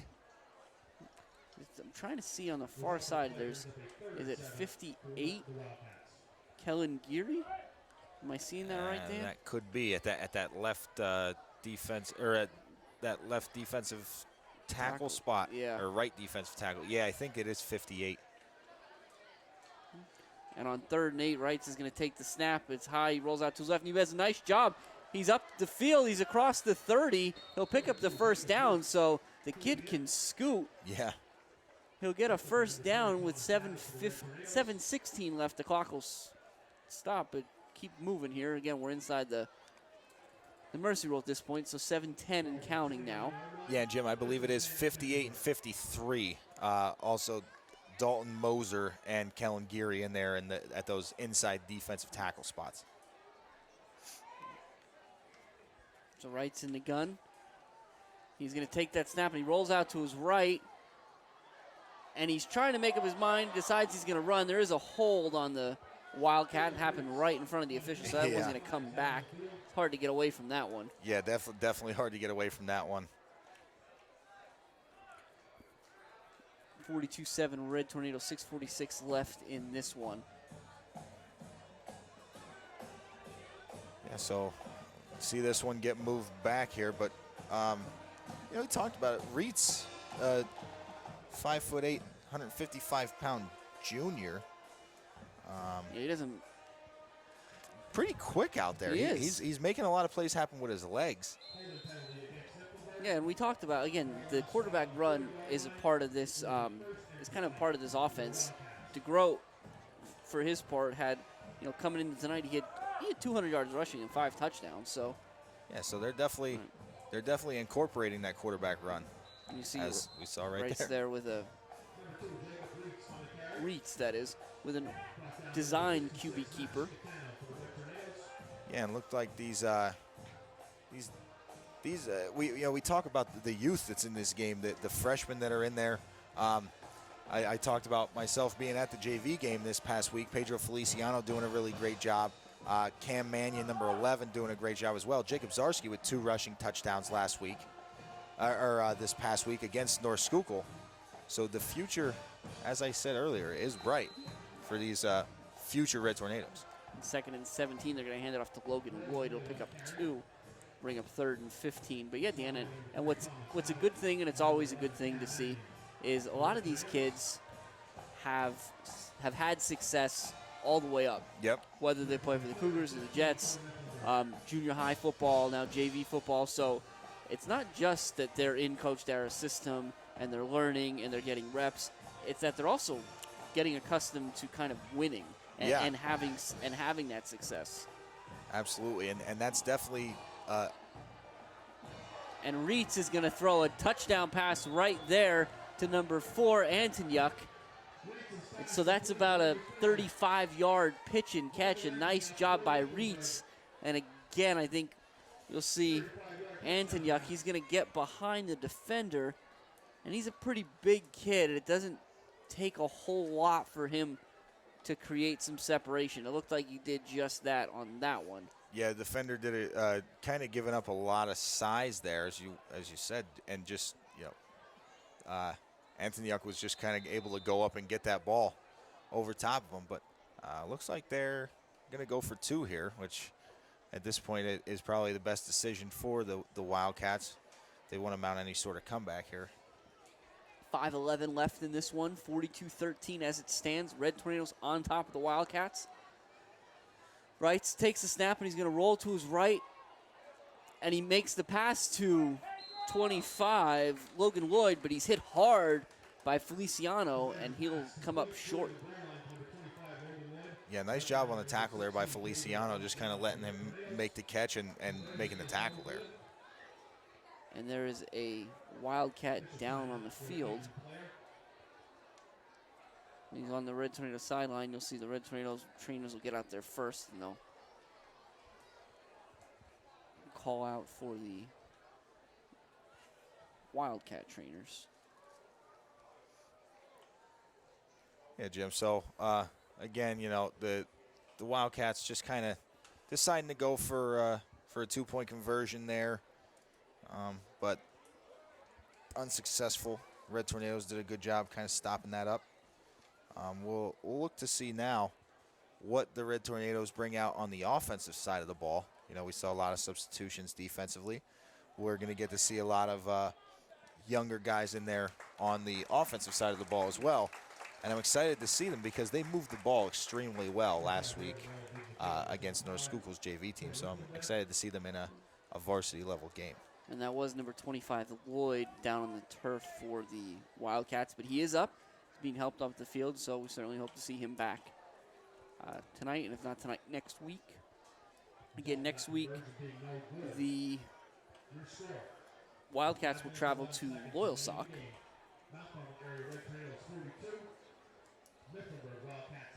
So 42-13, 5:11 left in this one.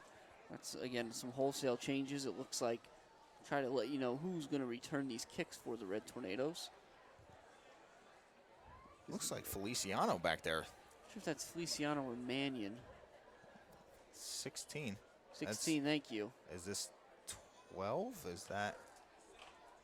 That's 12. That is Ethan Fenella, number 12 back there with Feliciano. Stetler's going to do the kicking yet again for the Wildcats, and he'll kick it deep, but we've got a flag. So here we go. Wouldn't be a game without a penalty on a kickoff at this rate. So we'll get an offsides against the Wildcats and see how this is handled. I mean, they got to re-kick it because of when they blow it dead, but these get interesting. Yeah, they do. Just like the kickoffs out of bounds that we saw a bunch of times a few weeks ago. Right. They definitely get interesting what the coaches want to do and things of that nature. So you notice the Red Tornadoes that they're almost in a stack on their return.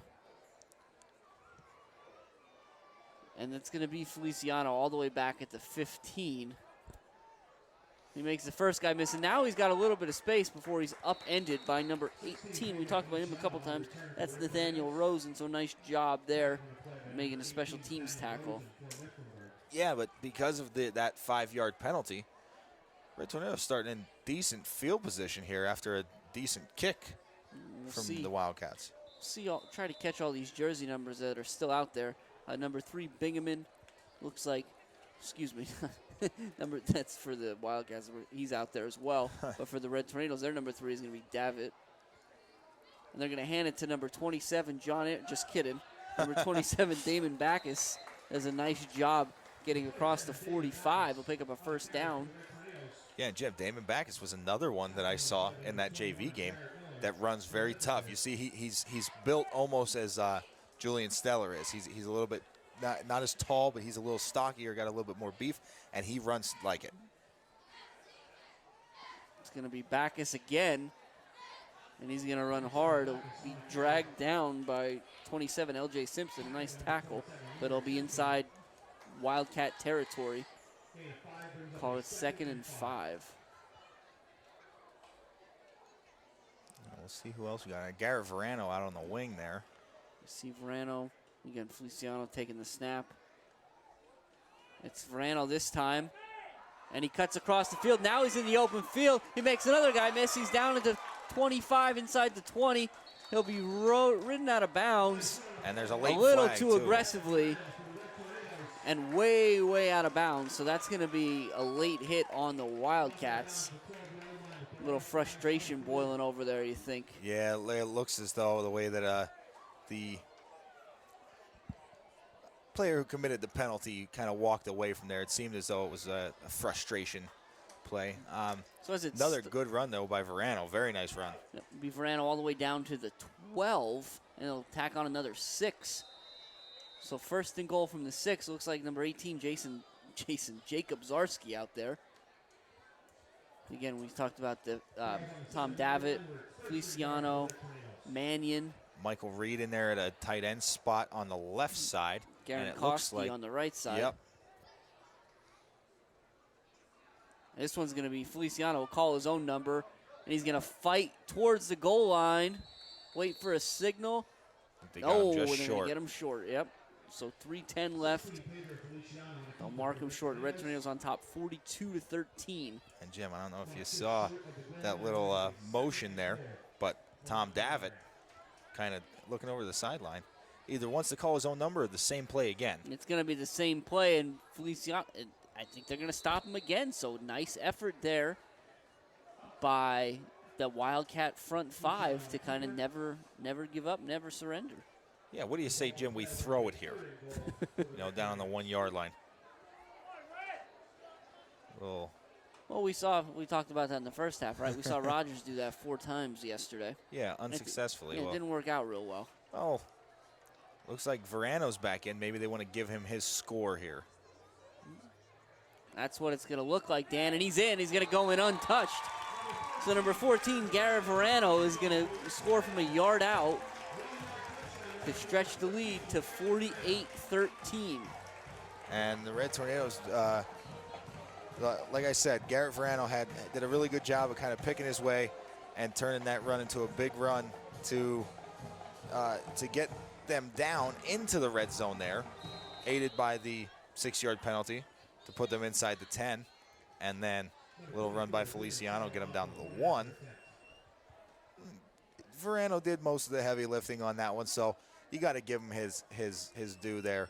I like what Coach Dara did there, getting him back in there, letting him score. Stellar out, and he'll drill that one, and this is where it starts to get interesting, and I'll be curious to hear from Jose. So that's 7 extra points for Stellar night. He's 7 for 7. Yeah. Now, we know the Red Tornadoes have had a lot of great kickers come through, but that's a great night. A lot of things have to go right to make an extra point. The blocking, the snap, the hold, and the kick. It's not an easy, we're also accustomed to seeing it done at the professional level, right, that it looks like anybody could go out there and kick an extra point. But I think Coach Drasky would tell you that's certainly not the case. Yeah, that's definitely not how it goes, and it definitely has a big amount of moving parts. Like you said, the snap, the hold, the kick, you got to make sure you have your footings right. Everything has to go right for an extra point to be made. So great job by the entire extra point team putting that together. And now this is one of my favorite instances. This happens, you always see this, and it doesn't matter who's playing. When coaches and teams start to run their substitutes out there, their second guys, you don't often have special teams, right? You don't have second special team units. Right. But when you do, you get to see cool stuff like this, and that's number 71, Nick Nestico, kicking off. And then number 3, Tom Davitt, lowering the boom on the return. It'll be 1st and 10 for the Wildcats at the 29-yard line. Yeah, Davitt with a very nice hit there. Did a good job getting down there, coming with a full head of steam and putting a hit on the returner. We will see now that even more substitution on the defensive side. Looks like we've got number 1 out there for the Red Tornadoes. That is Brian Trent, another freshman at the corner spot. Number 12, Ethan Fenella, out at the other corner position. Mannion, number 11, and at the linebacker spot, middle backer. And Wrights is going to keep throwing, and he's going to complete that pass to number 21, Jarrett Miller. Another freshman. A lot of youth all over the field tonight, Dan. Absolutely, there is, Jim, and they're all showing out tonight too. It's always exciting for the younger guys to kind of have the support of the upperclassmen on the sideline, kind of watching them play and trying to show out on homecoming night tonight for the fans and even the guys that the underclassmen may look up to, the upperclassmen. Right, so complete that one to Binghamton. Pick up a 3 yards, 2nd and 7, 1:06 left here in this one. The Red Tornadoes on top, 49-13. And Wrights, he's going to get that out to, again, number 21, Jarrett Miller. Yeah. Close to a first down, 3rd and 1. Yeah, and the clock keeps ticking here, as you said, Jim. Even with if the chains removed, it's going to keep ticking. So we're getting close to the end here. Wrights will escape the pocket to his right. Is he going to throw? Is he going to run? He's going to run, and he's up the sideline. He tried to stay in bounds as long as he could, but he will sneak out right at the 45-yard line. So he'll pick up the first, but we're under 25 seconds left in this one. And as Dan said, that clock's going to keep moving. We'll see if the Wildcats opt to snap it again. It looks like Wrights wants to try and get one more play off here. He's in the gun. He's going to take the snap, and he's just going to throw a go route. And it'll fall incomplete, and that'll do it here at the Silver Bowl. The Red Tornadoes are going to come out of this one on top with a commanding 49-13 victory over the visiting Mifflinburg Wildcats. And Dan, while we did have we had Dr. Grossman here with us tonight, I would say a victory like this is just what the doctor ordered for the Red Tornadoes. Yeah, absolutely it is, Jim. And, you talked about it, that they bounced back in pretty emphatic fashion here tonight. They really came back. Tough loss last week against North Schuylkill after taking a lead into the half of that game. Right. So coming back unwavered. It's like last week didn't even happen. They put it on the back burner, and they're moving forward. And hopefully, as you said earlier, history is able to repeat itself, and this could be the game that propels them towards another district playoff run. Yeah, so what's interesting and what's encouraging, on top of everything else for the Red Tornadoes, you saw Widener kind of find his groove tonight in a lot of ways. Yep. He had, a couple weeks ago, he had 130 yards. He had the big game. I think that was against Jersey Shore. Yeah. But it just felt like he'd been a little stifled for most of the year. So to see him in the open field as often as he was tonight is a great thing. And you look and you say, okay, the Red Tornadoes scored 49 points and they had 2 fumbles inside the red zone. Yeah, so it could have very easily put up 60. Absolutely, they could have, and that's the mark of a good offense. Those, and being able to kind of bounce back from those tough turnovers inside the red zone. It's tough, but they were able to come back and still continue to move the ball downfield, still continue to put points on the board. So they've been doing it. They've did a really good job. That offense showed out tonight. Right. But so did that defense. Yeah, it really did. Again, we're only going to give up the 13 points, and to be fair, it's probably it's probably closer to the 7. Yeah. As those 6 kind of came later in the game when it was already decided. And it's not only that the defense only gave up those 7 points, it's that they were dominant in doing so. I mean, DeRote never really looked comfortable.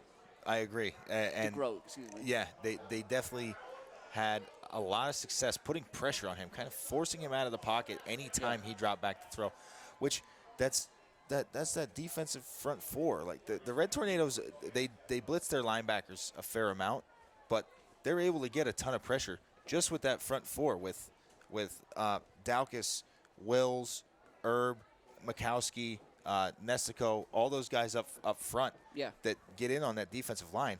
Most of the time it's just them applying that pressure, or they're eating up blocks, allowing the linebackers, Wikoski, Steller, Chapman, Troutman, to get in there and put the pressure on. Yeah, definitely a great effort by the line tonight. And we talked about DeGroat for a second, and he's going to be all right. He's a talented kid.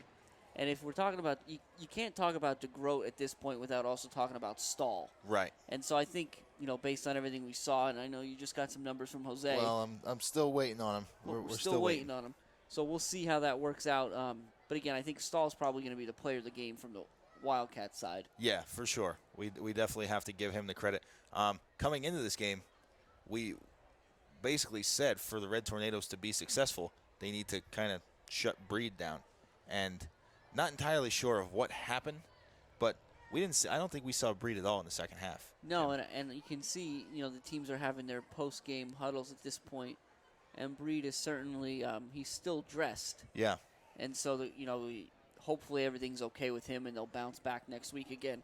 Next week they travel to Loyalsock, which isn't the easiest task these days. No, it's definitely not.